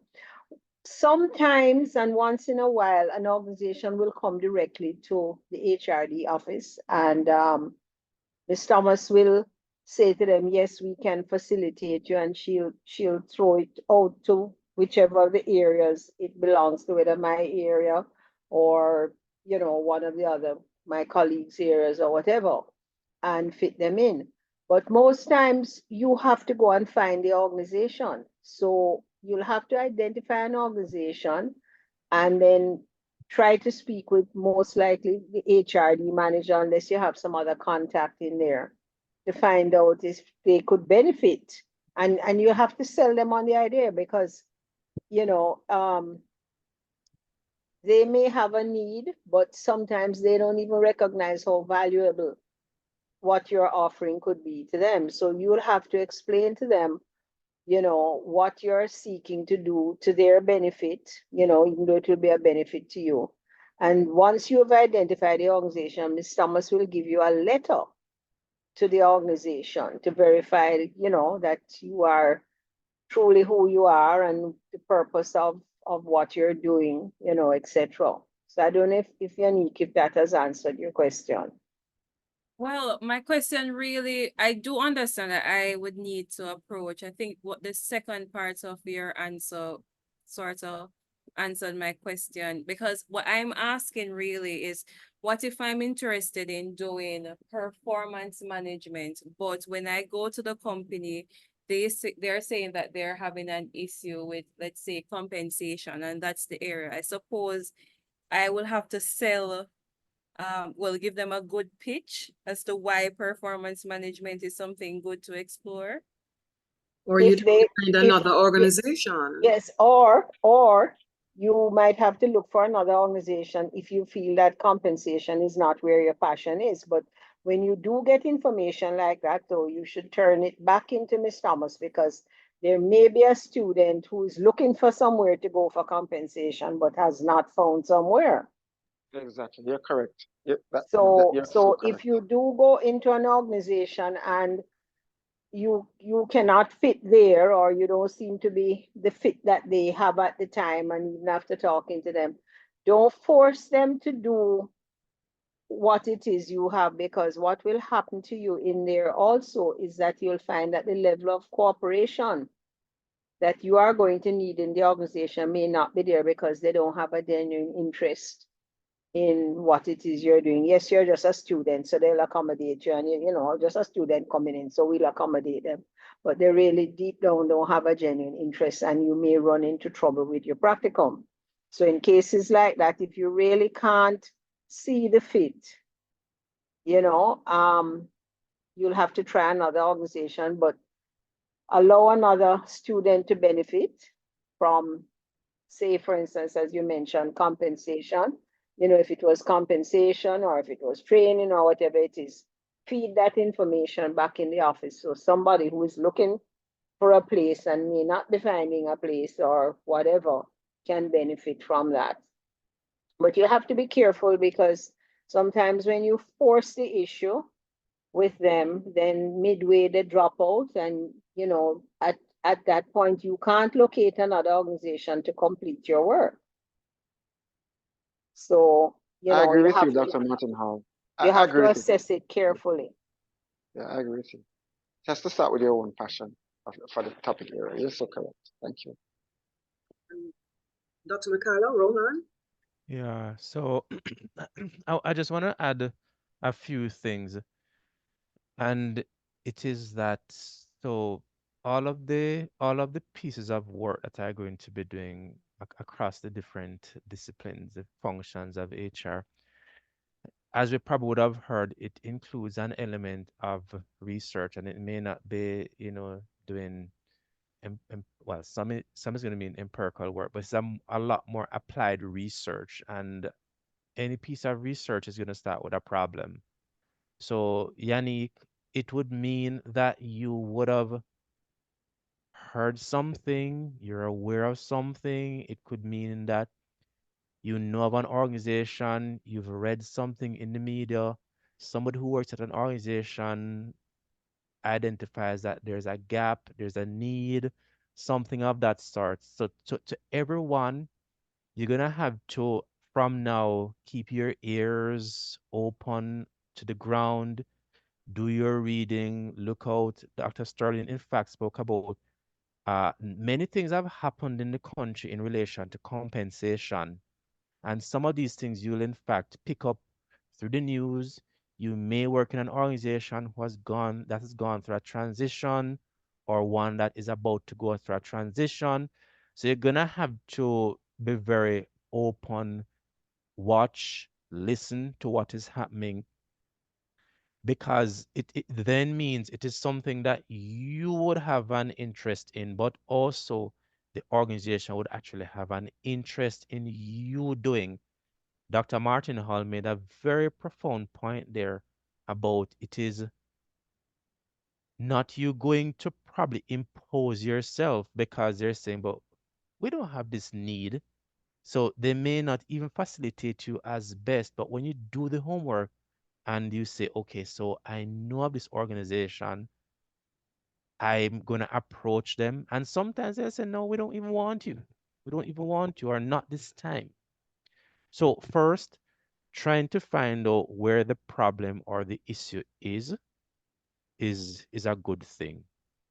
Yeah. There are also instances, and I need to raise this because I saw this once, and Dr. Martin Hall, you'd probably also remember. I've seen this once where somebody struggled a practicum or seemed to struggle a practicum. Try and start very early to scope out, to understand if there is a need, and try and get the evidence. Try and get the evidence. So when, for example, you get that letter or whatever from Alvin, you're almost kind of certain that there is a need there and they want you to come in to help them. Because you could think that you're going in because they have the need, and they didn't have the need. And probably midway you can then find that you're left stranded. Or as you start the process, you recognize that you're not getting enough traction, and then all of a sudden you're left in mid-air thinking, what do I do at this point in time? So start from now to, as I said, keep your ears on the ground. It may mean a family member, a friend, you're looking through the media, whatever, and you're seeing something and you're saying, this is of relevance to me, but I think it may be of relevance to the organization. Let me approach them to see if the timing would be right, if it is something that they'd be willing to come to have somebody come in. Some organizations, they want the thing done, but they're also hesitant based on the culture that they exist in and all of those stuff. So it's going to take a lot of groundwork, but it is going to start with the identification of a problem or an issue. We never go research unless something is to be fixed or understood somewhere. Um, let me just mention two things that I think are important. The current class is about 40 students. And there is the possibility that there are those of you who are in your own organization now and know that your organization has a need. Now, as Ms. Thomas told you early before I even came on, I caught the tail end of her telling you that it is not advisable for you to do your own organization. And she gave you some of the reasons. And I can vouch for what she told you because I've had some of those experiences with students who started in their own organization and could not complete it because they started to get into areas of confidentiality. People started to feel threatened about the information that was coming forward and what. What I have always suggested to the class is that you're a big group, try and facilitate each other so that you might know that your organization has a need. So allow another student to come into your organization, try and facilitate that entry. And that is one way to solve trying to find a whole lot of organizations also, because you are going to facilitate somebody because you know that your organization has a need. Okay? So think about that. There's one thing I want to caution you about, that a couple of students tried to do this and it was to their own detriment. Both what Dr. McCullough is telling you, what Mr. Sterling has told you, and what I have told you about the prep work is very, very important. We've had students who have not done their prep work and then they come and they sit in my practicum, and halfway during the class group meeting, they disappear, only for me to find out that they're also attending Dr. Hutton's practicum or attending another lecturer's practicum because they're not sure that they have done enough preparation to undertake the practicum. So they feel that, oh, maybe if I go over to another practicum, it's easier over there. And we've had a student who got into a lot of problems with it because she straddled the two classes unbeknown to both lecturers until it was coming down towards the end. So I want to caution you about that, and that is why it is very, very important for you to do your prep work, because she could have been disqualified totally from the practicum. She's very, very lucky, and we've had more than one student attempt to do that. So, you know, I have made a rule in my practicum in that within 2 weeks, I don't take anybody else in. Yes, sometimes you might go to another practicum or even come to my practicum and then you say, but I don't think my passion is there. I think I want to go over to the other side. If the other lecturer will accept you, fine. But I am not accepting anybody into my practicums who was over in another group after the first 2 weeks. So I would like to make that clear. I speak for myself with that because I have seen the straddling of two practicums and then the in and out, and you know, that can cause a lot of problems, lot of ethical problems, lot of problems. I don't know if other lecturers have had that experience, but I've had it several times.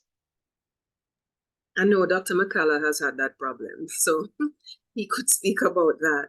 But No, so Dr. Martinal and we know of that situation, and in fact, it was such a distasteful thing because Very distasteful.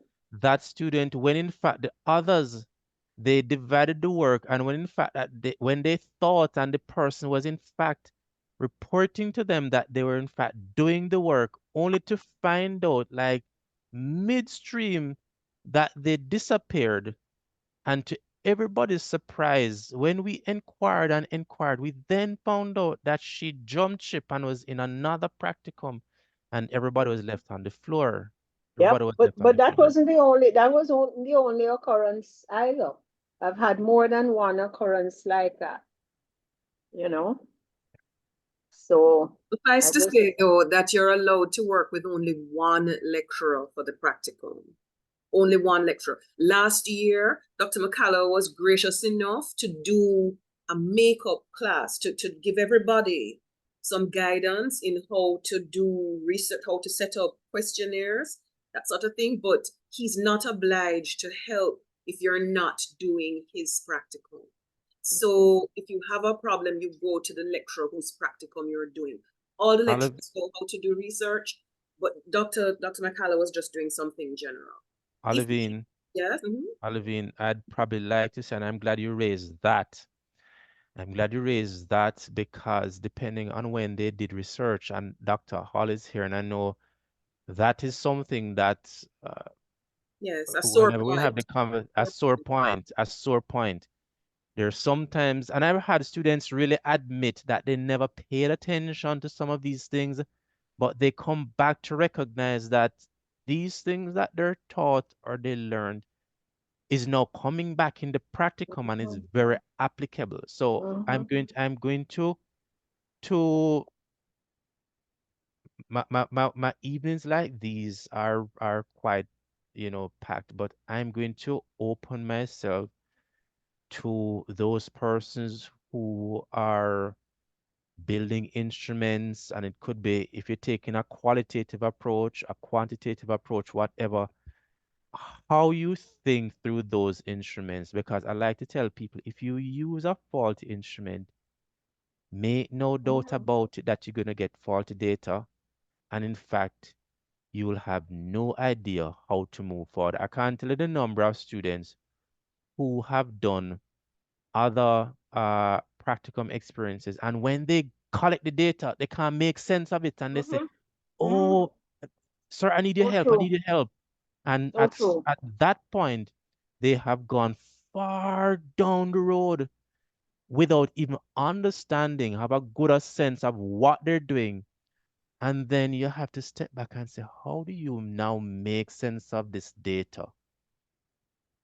So, Olivine, I'm putting myself up to go through a session with persons who have quantitative interest in terms of how you build those instruments, collecting things like demographic data, how you structure the items, things like those. And for those who are more qualitatively inclined to do an inquiry or whatever, to help you to understand, one, how you go through those processes, what your instrument should look like, what the process is to collect the data, how you analyze that data when you are finished with it, things like those. Yeah. So all the practicum that we're talking about here, there is that essential element of research, and which is why when I spoke earlier, it doesn't matter which you're doing, identifying a problem or an issue is the starting point. It's going to be the starting point. Yeah. Well, thank you for that offering, Mr. McCullough, because it's one of the difficulties I face in the first 3 weeks of the practicum. Students almost have forgotten how to put a simple questionnaire together. So I usually provide them with a sample page, but what you're offering them, everybody should really jump at it. I hate to be sending everybody to you, but they should jump at it.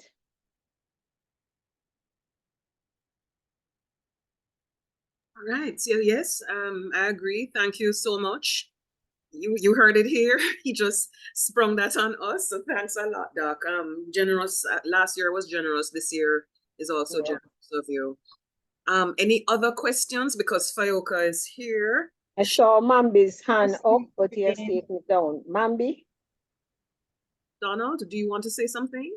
No, so I was just reacting to what Dr. McCullough said. I don't know if it's a case where it could be open to, I know it might be a stretch, but be open to everybody, because I think that would be beneficial, no matter, which area you choose to do. No. It is meant to be open. So everyone, because as I said, all of you, however you want to take it, it's going to involve some amount of research. And even if you're working with secondary data, it's still going to be some research. So pretty much it probably could be a workshop for those. And even if you're qualitative, you could join and still listen on. I'm suggesting that we have two separate sessions. So we spend some time looking at what is required qualitatively, what's required quantitatively. So if you have a good sense of where you need to go with the the the the instrumentation. Well, let me just say something else. So I spoke about the fact that you need to start from a problem but then you need to determine what's my purpose. So when I'm done with this, how am I going to look back and say, did I actually achieve or come to a point of achieving something? And then you must go with some amount of some question. What am I looking for? What am I doing? What am I, so some question. And that in itself will help you to then determine what type of data are you looking to capture? What are you looking to capture?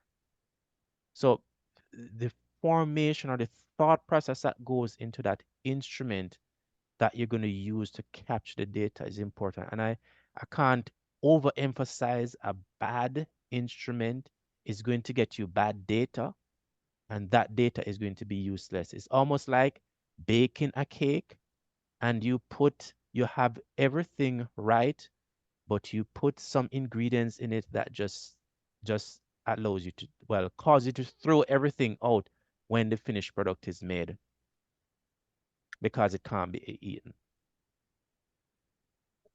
Correct. Yes, and as he said, he's inviting, we had a workshop last year. He'll do a workshop this year. We had planned for 2 workshops last year. We ended up doing 1, but we'll have the 2 workshops this year so that you can just revise what you'd learned before. Okay. Right? And I see Natasha. Mm-hmm. Olivine, I have a question. Yes. Night, everyone. All right.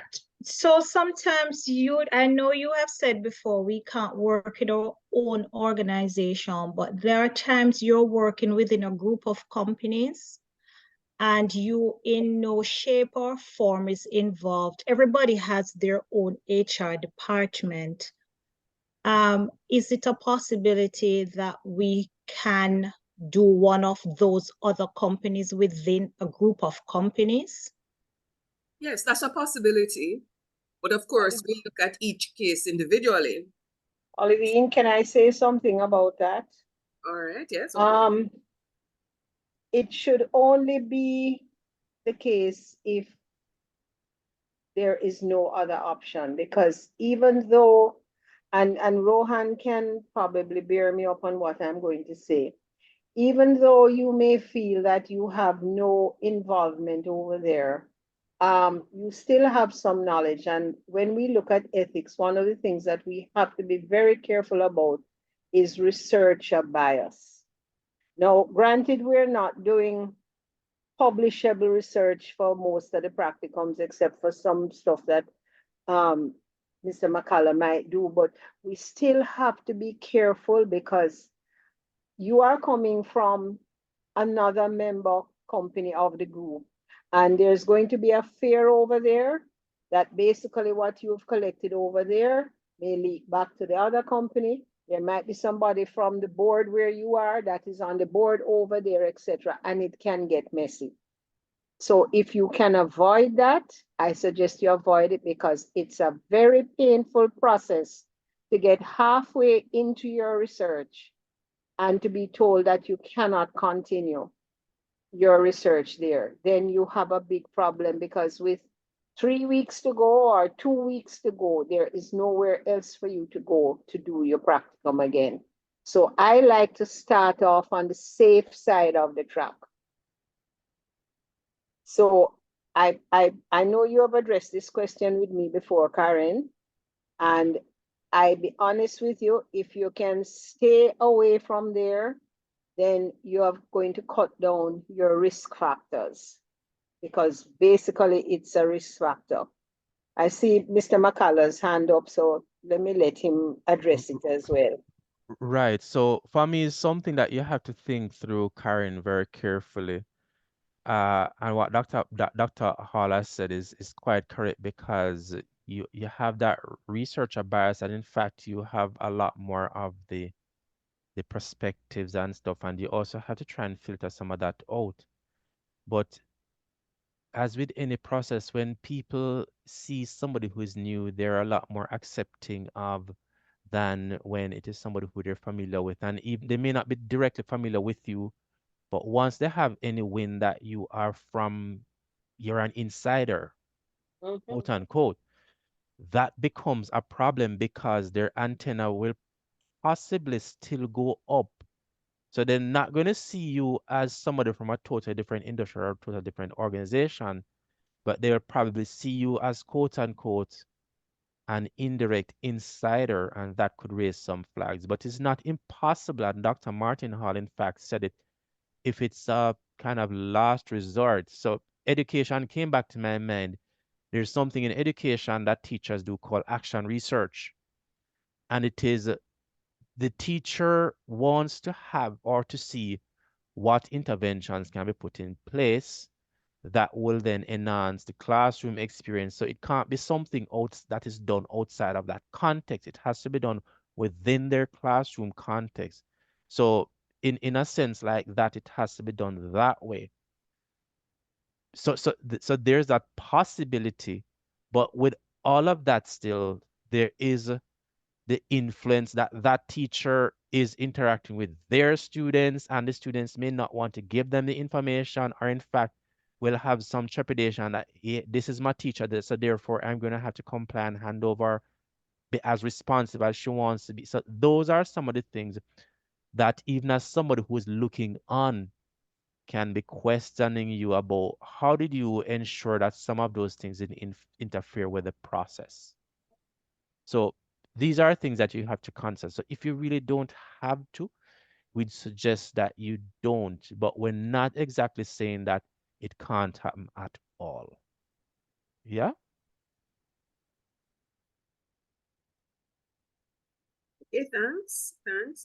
I have questions from Devony and Natasha. Natasha has been waiting for some time. Thank you, OMT. Happy New Year, everybody. Excited to see you next week. My question is about training. I noticed that the organization selected for training this year is UE. And so I had a few questions for that because I didn't see Professor online. No, there is not that the organization selected is UE. Oh. What it is that I needed some work done, so I'm a client. I've put myself forward as a client. So you don't have to do that. You can find another organization, but I'm a client. Okay. So provided that we wanted to accept the client, then OMT, thanks for that clarity. So I'm also hearing that to say that I could choose another organization and still do the same projects there. But I don't know. No, you could choose another organization and do whatever it is they want you to do there. We are an academic thing, so it's an academic project that I've put forward, but somebody else might have something else. Okay, all right, excellent. You provided a lot of clarity there. Also, if we were supposed to accept the client, then could you just remind me of the expected hours, etc., that we would be required to sit with you on the project? Because I heard that it's supposed to be, I heard varying answers to that. Would that be 3 days, 4 days? I just wanted some clarity. All right.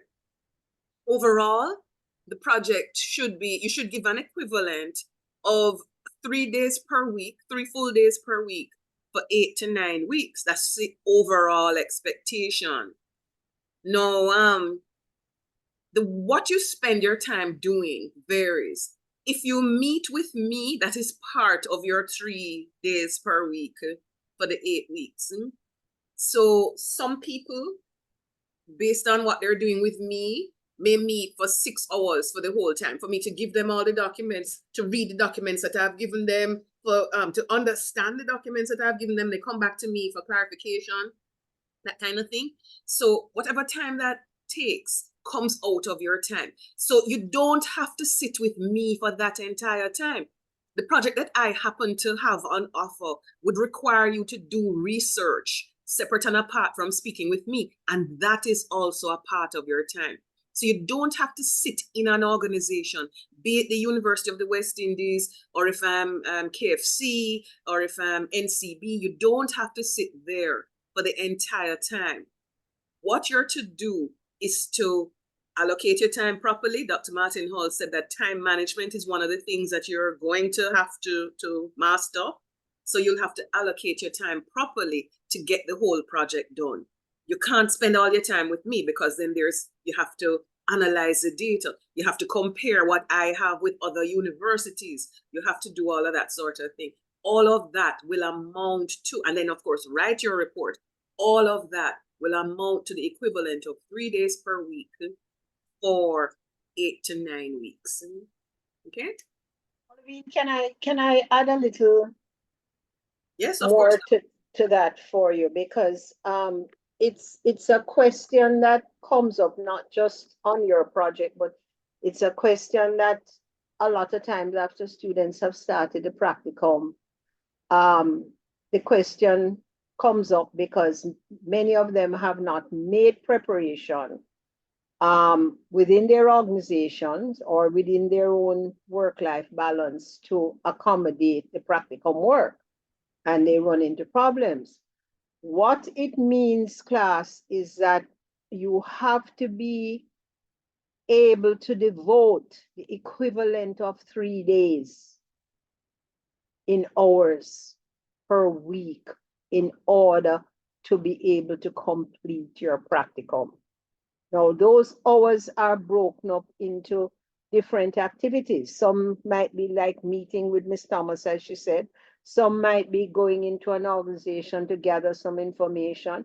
Some might be going to the library to do some research. Some might be going into your own corner at home to do some research on the computer, etc., etc. What is important is that Analyzing you the have data is going to take time. mapped out your time to the equivalent of 3 days per week in order to complete your work. Now, I think when you entered the program, there was a instruction within the guidelines that you would have received that says that you need to allocate 3 days per week. And for some of you, it may mean getting some leave from the organization. That part of it is very important. And I've always suggested to students that you need to look at your vacation time and try and plan to take your vacation time from the organization in periods where it is going to help you to be able to accomplish your practicum, especially in the data collection phase and in the writing of your reports, completing your research reports, and in cases where you have an actual intervention that you have to go into the organization to do, you need that time to do it. So basically, it doesn't matter which practicum you're in, that availability of time to do your work is critical.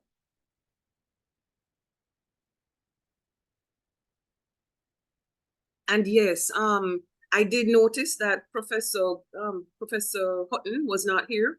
You meet with him on Tuesday next. I would suggest that for persons who are interested in training and OD, that you just ask him to spend a few minutes toward the end of the class to just talk with you about it. Let him tell you what he particularly wants for his. Olivia, Patrick Sterling here. Yes, Doc. Sorry, I have to leave at this time. I apologize to you, but I'm open for consultation with the students if anyone so wishes. Okay? Thank you. Okay. All right. Thanks, Patrick. All right, thanks, Doc. Yeah. Devaney? Well, hi, good night, everyone. I was going to ask a question that Dr. Martin Hall really addressed just now. However, there's something that is still not clear for me because, for instance, if you're going to be starting at a company and you're new to that company, you might not be able to get vacation days so early, right, to complete a practicum. Now, it will also be a problem if you're asking to get 3 days to go and do something like this within working hours. So my question before Doc addressed that was going to be, would it be possible to do some of these things online some of the interviews that we want to do, or make some arrangements to do our interviews online, or some of the meetings or sessions that we want to do with the company of our choice online, as well as would it count if we get physical documents from them, which I think I heard something about that part, and we are practically saying we're using 3 days to review, but how would we log that on the document that you guys would say that the supervisor is keeping records for attendance and stuff? Okay. It's preferably that you don't do the online interviews because a lot of times somebody's not going to stay for a reasonable amount of time with you online. So you have to be careful with that. There are situations where the client might request, okay, I can't be available during working hours, but I'll set aside one hour for you at the end of the day if you are willing to, to talk to me over the phone or online. But you have to be careful because a lot of times what I'm finding is that the student is not getting enough information when that happens, and you find that you'll have to be going back again to them to try and get the rest of the information. So I understand what happens when you start a new job, but sometimes it's the sort of situation where in taking up the job, you'll sort of have to explain to the new employer that you're right at the end of completing, your program, etc. 3 days doesn't usually come as 3 days on block. Okay, sometimes it might be 3 different days over 2 weeks or something like that, depending on where you are. Because once you finish collecting your data, in most cases, you really do not have a big obligation of going back into the organization because you have collected the data. You're probably going back in for clarification or something. So it depends on how you have planned your research, and that is why the work plan is so important for you to think through how you are approaching this. So the 3 days sometimes is not 3 days back to back, that sort of thing, unless for some unusual reason you're collecting data and the organization is a sizable organization and you have to be going into different sections of the organization to collect that data. So you might have 3 consecutive days, whatever, but sometimes you have control over that as well. So you really have to look at each organization and decide what's going to be the best, the best approach to it. Your question about the logs. There are other means of evidence that you would have, and there's a certain amount of trust as well. Because if you collected the documents from the supervisor or the manager, you ask that person to sign your log that you collected those documents. Okay, the time that you put in is not time that we are asking you to put on the log, but it will come out somewhere in terms of whether you're spending enough time or not, because depending on what you're delivering, it becomes obvious to us, that maybe you're not putting in enough time, etc. So we have some flexibility with some of those things. Okay, depending on what the organization is like and what the project is like. As I said, there are times when, yes, the client will say, I would like you to, talk to me online because I am either flying out somewhere or my time is limited or whatever. But if you can do the face-to-face, it is always a lot better. You'll get much more information. Some of them are going to ask you to send your questions ahead of time. And if so, some persons will fill out your requests and give you a lot of information in addition to talking to them online, or on the phone. So you'll have to wait and see, how best it can work. I see Dr. McCalla wants to make a comment on this, and then we'll take, if Devani doesn't have any more questions, we'd move on to Natasha again. So what I really wanted to say is two things. The integrity is going to be very important here, but also about time. So again, depending on what you're doing, because, and again, how you track that thing. I've prepared schedules in the past, and I say to the students, well, you need to do some research, you need to look at the literature, create a literature review, and that thing can take some time. I have a sense of how long it will take. I've had practicum before where students, I can accommodate them at my office. We meet at 6. I've had one that we went up to like midnight and stuff. So there are different ways depending on what you're doing that in fact you could make those hours. It just depends on what you choose to do.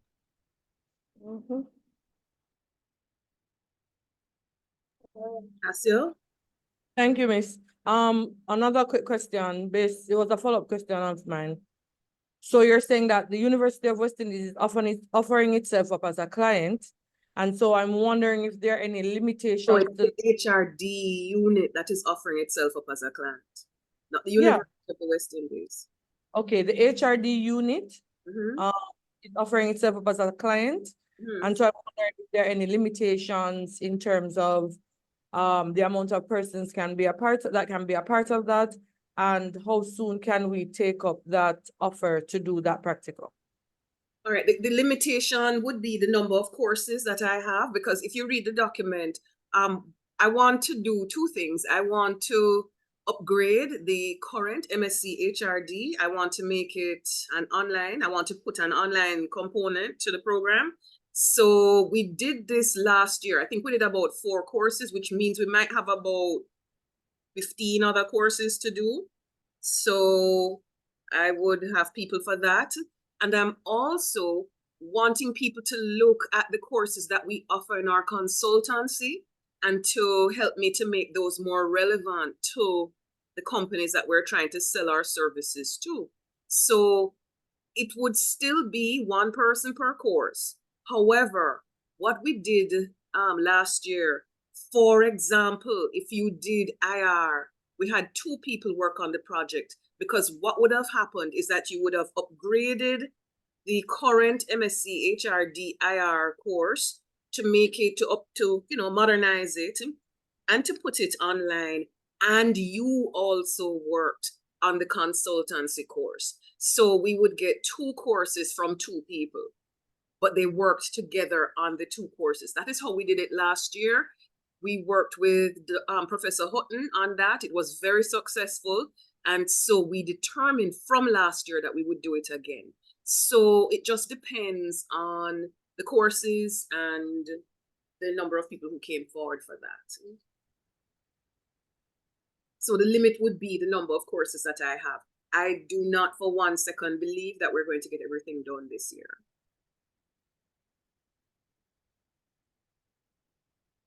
Thank you, Miss. Tashina?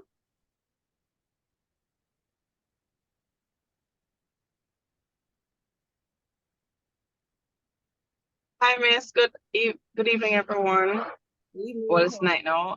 Oh, okay. I wanted to, you said equivalent. You may have explained it before, but I just wanted clarity in terms of it could also mean, is that like a 24 hours type of thing that you could break it up over a course of 5-day period that would still equate to the 3 hours, the 3 days, I should say. Well, we were looking at 8-hour days in calling it. It wasn't 24-hour days. It was 8-hour days, working days. But yes, the thing is that you can, if your project is heavy at the start, put more days at the start. So if you had 5 days, you had 5 days worth of work at the start, and then the next week it was really only 2 days. You're flexible. You have to negotiate, and your letter will say that. It is something that you're going to have to negotiate with the organization. So I'm sorry, I got the understanding that it's 3 days per week, but it's 8 hours in one day. So I was saying that if it is that you were to, is it that we're trying to accomplish having that 24 hours in that week, in one week, if that could be broken up instead of having 8 straight hours per day. To the 5 days, yes, it's possible for you to do that. It's something you have to negotiate with the organization and Right, that's what I was fitting. So, for example, Dr. Martin Hall asked you to do a work plan for her practicum. If you have certain tasks that have to be done, you have to get those tasks done before you go back to see her next week. So she's not particularly concerned if you did it over 4 days or 5 days. You have to do a certain quality work within the time frame. And when she sees you next week, she will know the amount of effort that you had put in to get to where whatever it is that you're presenting in that second meeting. Right. So did you Okay. do something in the half hour before going coming on to see her? You know, she'll be able to tell. She'll be able to tell. Or we have deadlines. Not everything is presented in that meeting. Things are sent to me, like development of a questionnaire. When the questionnaire is to be developed, it is sent to me. It is not brought to me at the meeting. So if you have called me and said, "Well, I was not able to do this week," then my flags go up and say, "Well, what did you do all week?" It was to be sent to me on Friday, and Friday came and it never came. And, my meeting day is, say, for instance, Monday, and I can't discuss it in the meeting because the work never came to me Friday. So my flag goes up and says, "Well, what happened all week?" And you're going to tell me that you had a whole lot of stuff to do at the office and this and that and whatever. But somehow you guys will have to try and strike a balance, because it's just as if you went to class on the evenings when you went to class. And you have to keep in mind that, it's 9 weeks and it's not expandable. So you have to plan your time and balance your time, whether you get up early in the mornings and put in some extra time there, or whether you stay up at night and make your weekends count and whatever. But you have to manage your time. And we assume that the work that you'll have to do is the equivalent of 24 hours of work per week at a minimum. So when we say 3 days, that's what we're equating it to, realistically based on experience, because practicum is not a new thing and it is not unique to just UWI. It's a part of every university's undertakings. So we know that you have to put in the time, and we have to give you some guidelines, because not everybody is good at managing their time. Persons who don't have to go to class in the evening sometimes procrastinate and say, "Boy, I don't have to do anything this evening, or I can wait until Friday and whatever, because this is due Monday and you wait until Friday to do it." So this is why we have given you these guidelines to help you manage your time as well. One of the things that we mentioned in passing, we haven't stressed it. Guys, this is a course. It is 6 credits. So it is actually the heaviest course that you have. So I'm begging you, take it seriously. We have had people throw away their distinction degrees because they did not take the practicum seriously. We've had people who didn't graduate because they didn't take the practicum seriously. So I want you to understand that this is a 6 credit course that we're looking at. It is the only one in the program, so you need to take it seriously. I'm begging you. All right. I'm seeing Colette. Colette wants to say something. Yes, good evening, everyone. This is for Dr. Michelle Lewis. Could you just highlight a little bit more about the job analysis practicum? I know you had mentioned that you would have sent some information, but just to give an idea of what is expected for this. Okay, Colette, basically it would be to do some job descriptions in the organization. So for example, if an organization is looking to do a job evaluation, but needs its job descriptions to be updated, so what that would entail is going in, right, doing your instrument to collect data from staff as to what it is that currently obtains, if there are any changes, and then to redo the job descriptions. Another scenario could be that a company is looking to do competence-based job descriptions. So they possibly just had regular ones and they want now to have competencies added to the job description. There are many, many variables that can obtain as to why an organization may need its job descriptions to be redone. So that would be going in, as I had said. First of all, you'd have to do your instrument to collect the data. Definitely. And then you would go in, talk with the staff, redo the job descriptions. There would have to be a template that organization would have to agree on, which of course you'd have to show that to me before, have the organization sign off on it, and then go ahead and do the job descriptions. Then you write up your report. Excellent. Thank you so much for that. Okay, so that's just in a nutshell. But as I said, I would send you the more detailed document. Okay, good. Thank you. Okay, Colette.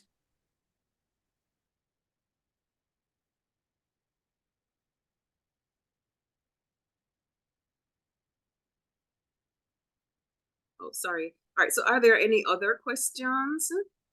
Because I do have a student waiting. I hope she's still here. Yes, Fayoka. Fayoka did the practicum last summer, and she's here to just let you know from her perspective as a student what it was like doing that practicum. She did hers with Sophia Morgan, and as I said, Miss Morgan wasn't feeling well this evening, so she couldn't join us. But Fayoka had a good experience. So Fayoka, over to you. Could you just tell us what that was like? Sure. Good evening, everyone. So as Miss Summer said, I did it with Miss Morgan. And at first, I will say that, in having the conversations leading up to the practicum, I was very nervous because it just felt like a lot of information. It just felt very heavy. But working with Miss Morgan, it was a small group. Once we kind of put in a little routine, it just flowed nicely. So of course, we started early, which just we identified the organization, we identified the problem, and we started to get at it early. We worked with Miss Morgan a couple times per week, so we had a routine, we had a schedule, and we had to be sending her documents and information at a specific time in the week. So as I said, it felt you kind of got into the routine of doing 3 days per week, and knowing that this needs to submit, and it kind of just get into a routine of it. And I had a good experience overall. Miss Morgan, she gave us a guideline. She set it out. She corrected us. She worked along with us. We worked closely with the private. It was a private organization. We had our one-on-one. We had our different sessions, focus sessions. We had where we met with the team in general. That's the organization, the groups from the team, and it was good overall. At the end of it, I didn't feel like a weight was lifted off my shoulder, because as I said, it became a part of me, and it was very easy, I would say. I will use the word easy. Miss Morgan was very clear throughout it all, and we made the time and it worked. So I didn't feel as pressured as how I felt in the initial stage when I was hearing about all the information and what is expected. Once you kind of break into it, you'll realize that it just becomes a part of your routine, and it will just flow and works well. So I had a good experience overall, as I said. It was a group of 3 that we worked with Miss Morgan. All right, there's one other thing too that we haven't mentioned. You had a small group with Miss Morgan. Did you find your organization yourself? Did you? So Miss Morgan found the organization. So at the initial stage, we had a list. She had a short list of organizations, and it was probably the second or third week into, probably the second week into the practicum, that the ones that we had and we were working on prior, we started on prior, they fell through. So once we, got settled on this organization, we just started to get the ball growing, get the ball moving, because we're a little bit behind schedule, because we were trying to find and kind of seal on an organization. So Miss Morgan found it and we worked with the organization with her. All right. There is another thing that I wanted to point out that we haven't said. It's a pity that Professor Houghton isn't here. On Tuesday, you begin your course in org development with Professor Houghton. And that course tends to be a forerunner for the practicum. So in that course, you do in a group, in your small group that you've known since first year, or whenever that group was formed, you do an intervention that you would do on your own in the practicum. So please pay attention to what Professor Houghton, the course that he'll be doing with you this semester, because technically, in a way, you'll repeat that on your own or in your pair, the small group, to do the practicum. So that is something that we haven't said. So again, even in that, the program doesn't just throw you to the wolves and throw you in the deep end. You use the knowledge that you've gained over 2 years, which includes the practice that you're going to get. This is a little bit more than all the group work that you've been doing since first year. When you go into an organization, you do something, when you did your training needs analysis, when you do all of that, this is a little bit more in depth than that. But the course that you'll do with Professor Houghton this semester is going to be something that you should pay attention to. It is a serious forerunner to the practical. Right? Ms. Thomas, and I just want to note, I wanted to note too that that course, I think probably that's what made it such a free-flowing when I actually got to the practicum stage, because it was so detailed and it was so in-depth and you had to do it on your own. And of course you were guided by Dr. Houghton. But once you have completed that and now you have started the practicum, it, as you said, it mimics it a little bit and it gives you that guideline of what is expected and how to approach the practicum. So you heard that, guys. You will get help. Pay attention to what Professor Houghton is teaching you. He teaches 6-box and method, and he teaches tools that you can use in your practicum, regardless of the practicum that you're doing. He teaches you all sorts of things that you're supposed to do. So pay attention to it. All right. Anything else that you want to say, Fayoka? Did you find the practicum helpful? I know you haven't really gone out far. You're not really far ahead in terms of your career, but have you seen any kind of benefit to you in doing the practicum? Oh yeah, 100%. Especially, what we went with the issue that we identified in the organization that we worked on with Miss Morgan is one that in my past organization, I could use the tools that I garnered there to kind of resolve the issue in that last one. And yeah, 100%.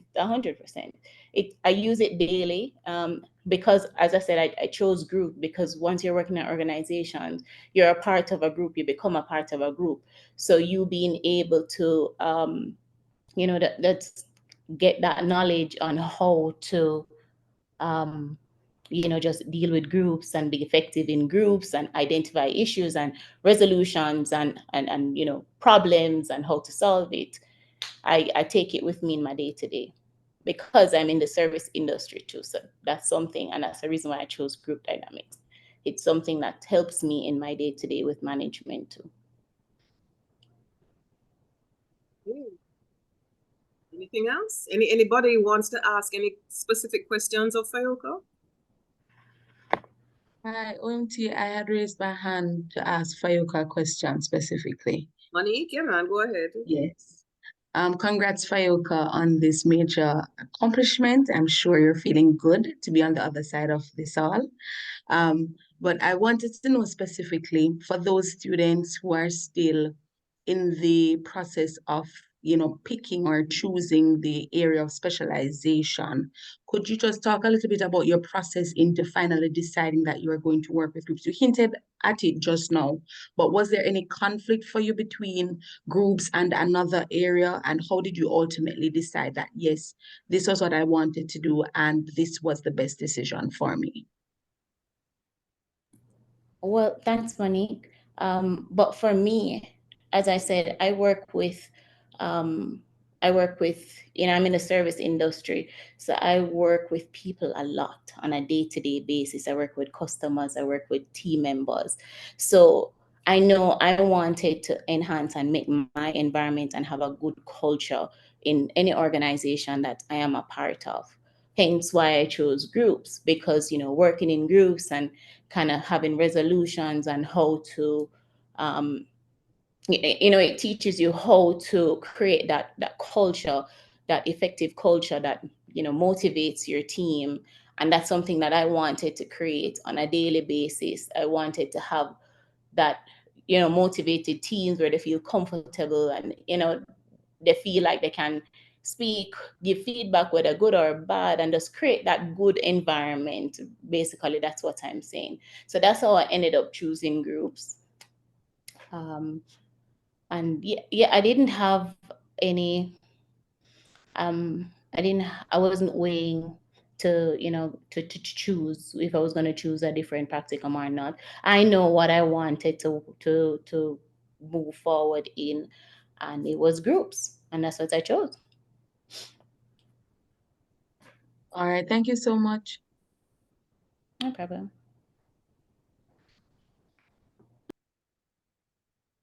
Any other questions? Just one more, OMT. Is this the complement for the all the activities 50 or more persons, or it varies No, across? for Dr. Martin Hall, she wanted that. But I have seen for training where we had a company with 6 persons. And Okay. in fact, Professor Hutton is actually interested in targeting the small business sector. So if you're interested in that, he'd be very happy to have you. But Dr. Martin Hall, the practicum that she's doing, she needs at least 50 persons. If I may add, the reason for that is that one of the requirements of the practicum is that you have to do analysis. And I find that when your group is very small, if one person drops out, you have a problem with your analysis because you can't use the analytical tool as well. So as a safeguard, because you need to have a fair enough response rate. So if you start off with 10 persons and 5 of them decide not to participate, you have a problem. So you have to build in enough that even if you have a current, a couple of persons drop out, you still have enough in which to carry your practicum. I am afraid, I'm being honest with you, I've been doing this for 25 years, for the 25 cohorts, and I've been able to look at the experiences, and I've seen persons who start with a small amount of persons, and some of them drop out, and it becomes a problem for them to complete their practicum. So I like to build in the risk factor also, and also be sure that you have enough data to analyze, because you need to have the categories, across the organization to be able to do proper analysis. I see Mr. McCullough has his hand up, so let me have him also talk to you about it. So that's a very critical area. So you spoke, and again, I go back to the whole thing of the instrumentation and how you're going to collect the data. But when you're looking at, so if you're looking at, and this is more towards if you're doing a more quantitative type uh, thought of research or implementation or or intervention, because you want to ensure that the data that you collect is in fact enough to be meaningful for your interpretation, for your analysis. In fact, depending on what you're doing, there are some types of analyses that will not be so meaningful with small data sets or small numbers. And in fact, I would say as you think about what you're doing, think about a possibility of a response rate of practically about a quarter to a third of whatever your population is. I've seen it many times where you think that you want to do this thing and you're also excited. But tell you what, nobody else even shares your interest. And even if the organization gives you that go ahead, the employees will tell you, I have so many things to do. I can't even look at you and your question and your all of this nice fancy stuff. And so you will either not get any response. You'll get responses that sometimes we will start the process and not continue. And if they start the process, so a questionnaire they're completing, if they start it and not continue, then more than likely you don't have all the information. They may start it and it may be 90% along the way. You have to think about that. But they may complete it, but they may just check because they want to show that they complete it, but then the data isn't usable. So when you're going through that process of cleaning, you may recognize that you don't have enough data to analyze and to draw a meaningful conclusion. So that's a solid point in terms of the size of the organization, in terms of the population. That would actually help to determine what is a possible sample size that you will get and the possible response rates that you will get. So all of that is meaningful. If you're looking at interviewing and doing observations and doing focus group, you probably could get away with smaller sample sizes, but if it is anything quantitative and you want to statistically show that this thing is meaningful, that sample size is important. And I was just thinking, we also have to remember that the people could have started the questionnaire, filled it out perfectly, and then for some reason withdrawn their consent for you to use their data. And the ethics of it all would say that you have to discard that questionnaire. Perfect for you, but they say no. And there's nothing you can do about that. Yep. But I wondered, is there anything else for Fayoka? Anything else? So would you recommend, Fayoka, that everybody just chill and do the practicum, be happy? There's nothing to be afraid of. Yes, 100%. Because my anxiety kicked in at the initial stage, but then it wasn't that bad. I must say it wasn't that bad. It was pretty good. You learn a lot from it at the end. And I think that that is another thing too. You get an opportunity to go in depth, even beyond what you learned in the classroom. You get a chance to do that in an area that really and truly interests you. So if you're interested in doing research, you get more than you got in the classroom. If you're interested in doing performance management, you understand more than you would in the 13 weeks that you did it as a course. So this is another reason why you should do something that you're genuinely interested in. Don't just do something because you think it might be easy. None of them are truly easy. And please don't do something just because you've always done it. If it is that it is not an area that you think you might want to go forward with, take the opportunity to do something new. I mean, broaden your horizons. Don't just stick with what you know. If it is that you already know that you don't really care, do something new. All right. So is that it, Colette? Do you have any other comments? Thanks a million, Fayoka. Thanks a million. You're most No, welcome. that's fine. Thank you. Okay. Any other questions from anybody? Any comments for any of the lecturers?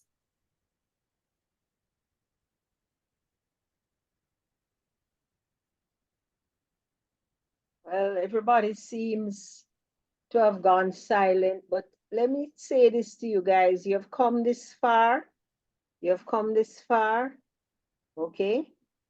Um, you've accomplished so much, and you need not be fearful about this last course. You need to just approach it, wholeheartedly and said, this is nothing for me to conquer. I tell you, and as I tell my groups, if you follow my instructions, you can't go wrong. The big thing is to make up your mind and devote the time that you need and just put your time in, settle down, and manage your time. Find the organization and just get going. Okay, so after you leave here tonight, even though you have classes on Monday or whenever, you go find your organizations. Just go quickly, and as I said, help each other. If you can facilitate somebody to work in your organization, one of your colleagues, you do a switch up like that, and you'll be surprised to see how many of you will get placed.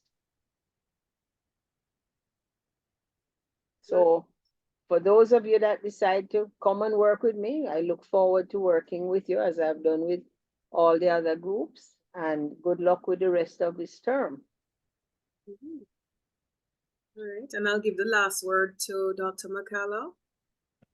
Not exactly the last word, Olivine, but what I want to say is I want I want you to start doing some canvassing in terms of when would it be appropriate to do the workshops.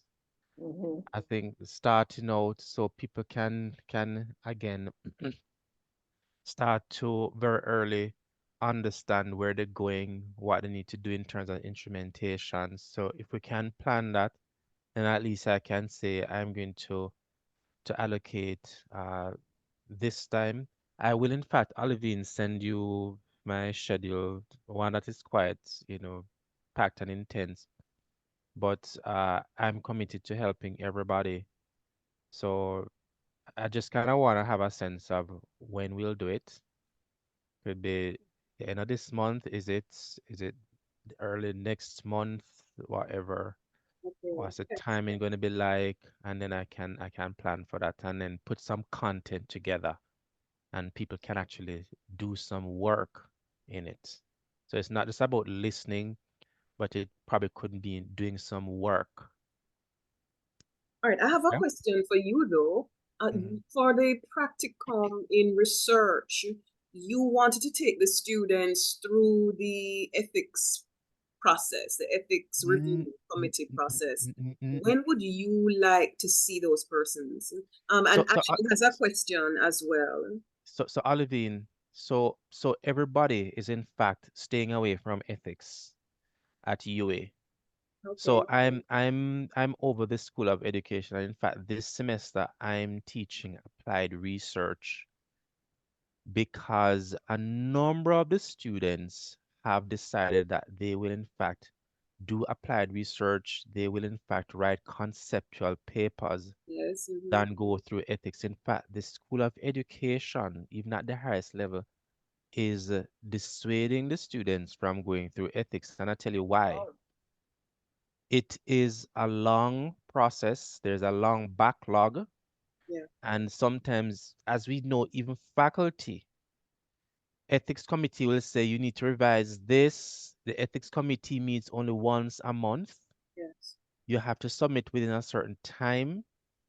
And there's no chance that yours will get accepted. So there are students who, in fact, they've waited for the entire semester to get ethical approval.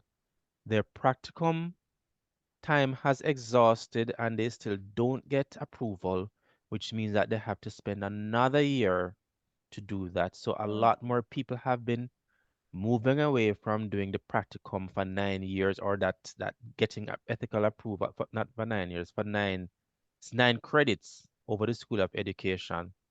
So in fact, what they've done is that people can do 2 courses and then write a conceptual paper. What's beautiful about how they do it is that the students write a conceptual paper, and a part of it is that they also develop a poster, they get training, there's that accommodation for them to submit their abstracts to conferences.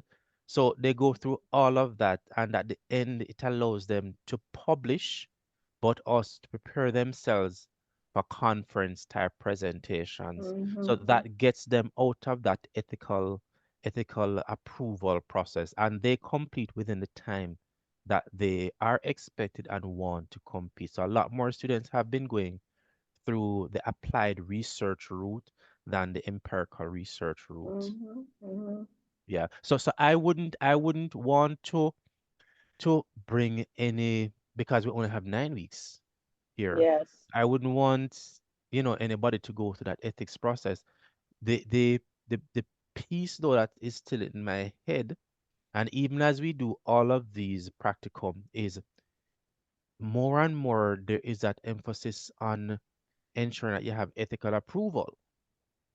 And I'm still kind of concerned, even as we do this program.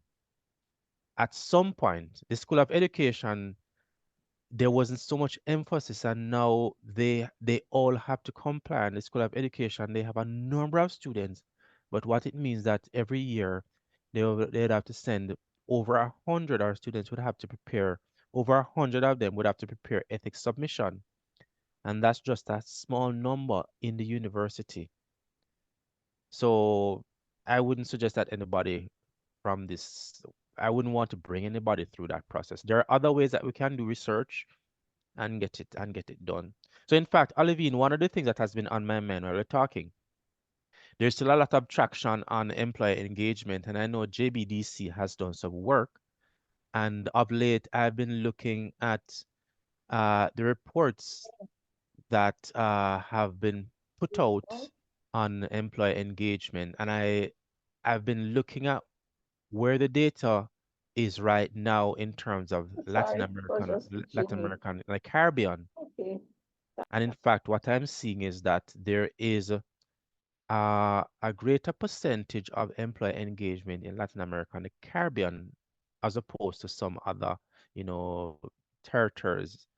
So that's kind of one of the things that's swirling around my head, to look at some secondary data from Gallup, and then to see, probably, and I'll probably have to reach out to JBDC to see, you know, if there's any interest in doing a process like this. So that's kind of where my head is right now. All right, looking forward to that. Yeah. Exciting, yeah. All right. Anything else, guys? Any questions? All right, there's a question from Ashley. He wants to know if the practicum should be carried out this semester or over the semester. The practicum is a summer course, Ashley.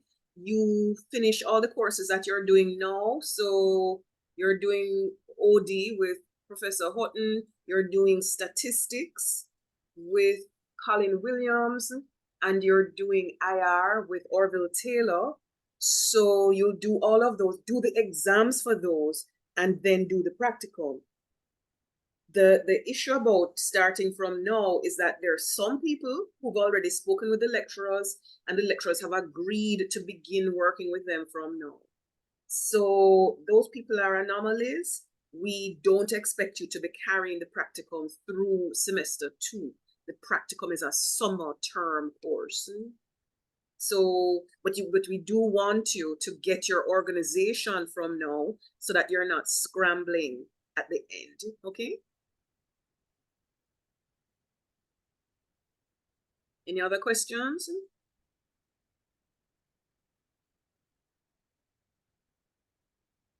Okay, well, if not, then the thing is, we're not saying that if you don't ask your questions now, that we're completely closing the door on you. We're not doing that. What we're saying is that we wanted to put some context so that you would know what you're looking at when you're doing the practicum. So if you have other questions, feel free to ask. You can ask me. If I don't know, I'll ask one of the lecturers and have them speak with you. And if it is a big enough question, something that we really haven't thought about before, we would call another small meeting. As I said, I'm suggesting that you speak with Professor Hutton when you see him next week. If you're interested in training and OD, maybe ask him his first evening. He might end a little early and those persons stay behind and just hear what he has to say. All right, I'm seeing Doc McCullough has something else to say. Alvin, so just one last thing. So I'm gonna send the documents. If when I send it, and those students who are interested in research, what I'd say is that you share my information with them, and in fact, we could, start have some early conversations. As I said, it makes it a lot more interesting. I learn some more when we work in teams. So for me, it's gonna be working with with teams, but not large teams. I've worked with groups of fours. I've had in the past where up to like 8, 9 people are interested in research, and I've kind of split it, and they do separate things. So I'll send the stuff, and if anybody's interested, then we can start doing some discussion. I want to reiterate for everyone, starting that thought process early is going to be important. Don't wait until the last minute. Start thinking through. The guest student said something that was very, very important. She said it fell through, I think at week 3 or somewhere there. And luckily there was a plan B. It can fall through on you. So, so think it through, but also have that plan B in your back pocket just in case of anything.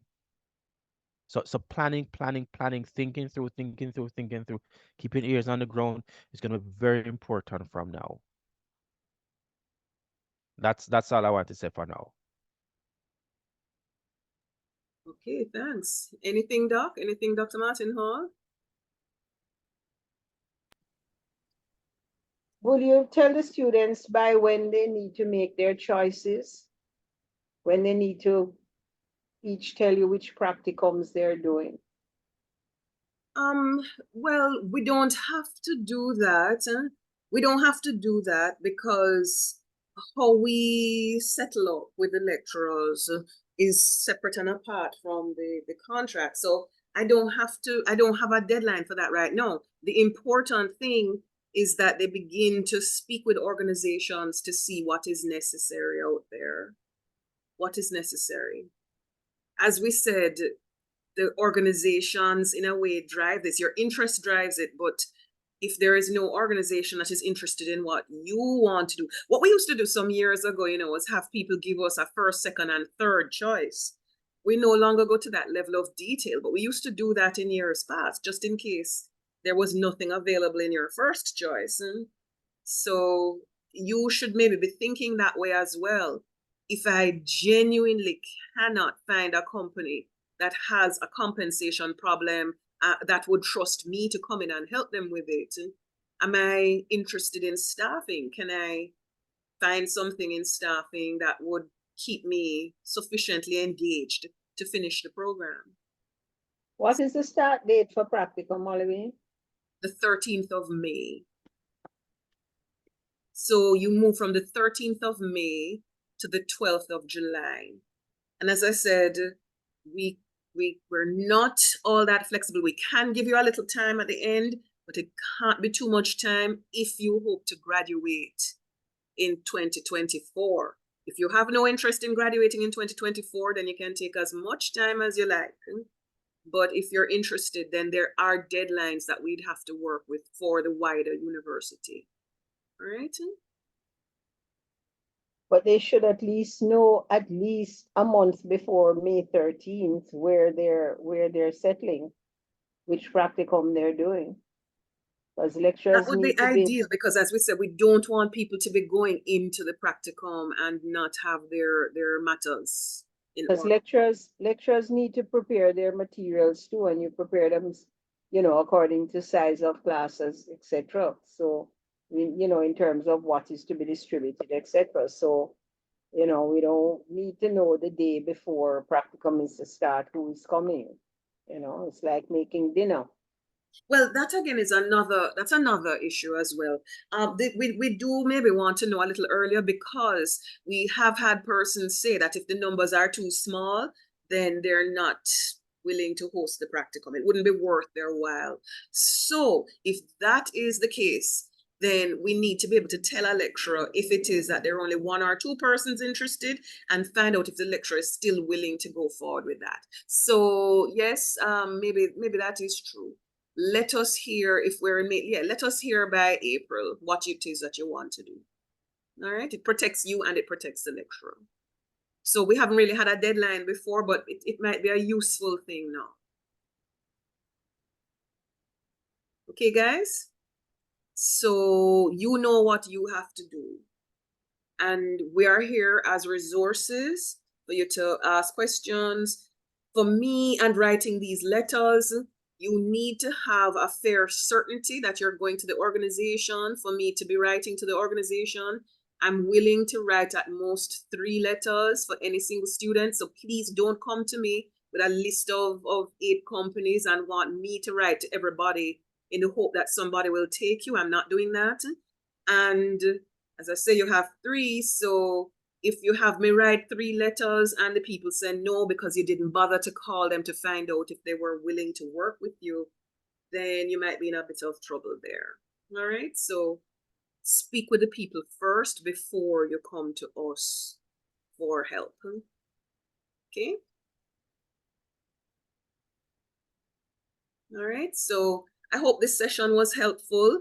I certainly thank you all for coming. I thank the first years for coming. This isn't quite something that is necessary for them at the moment, but it is wise to come forward to learn what it is that is in your future if you can do it. So I'm really hoping that it helped.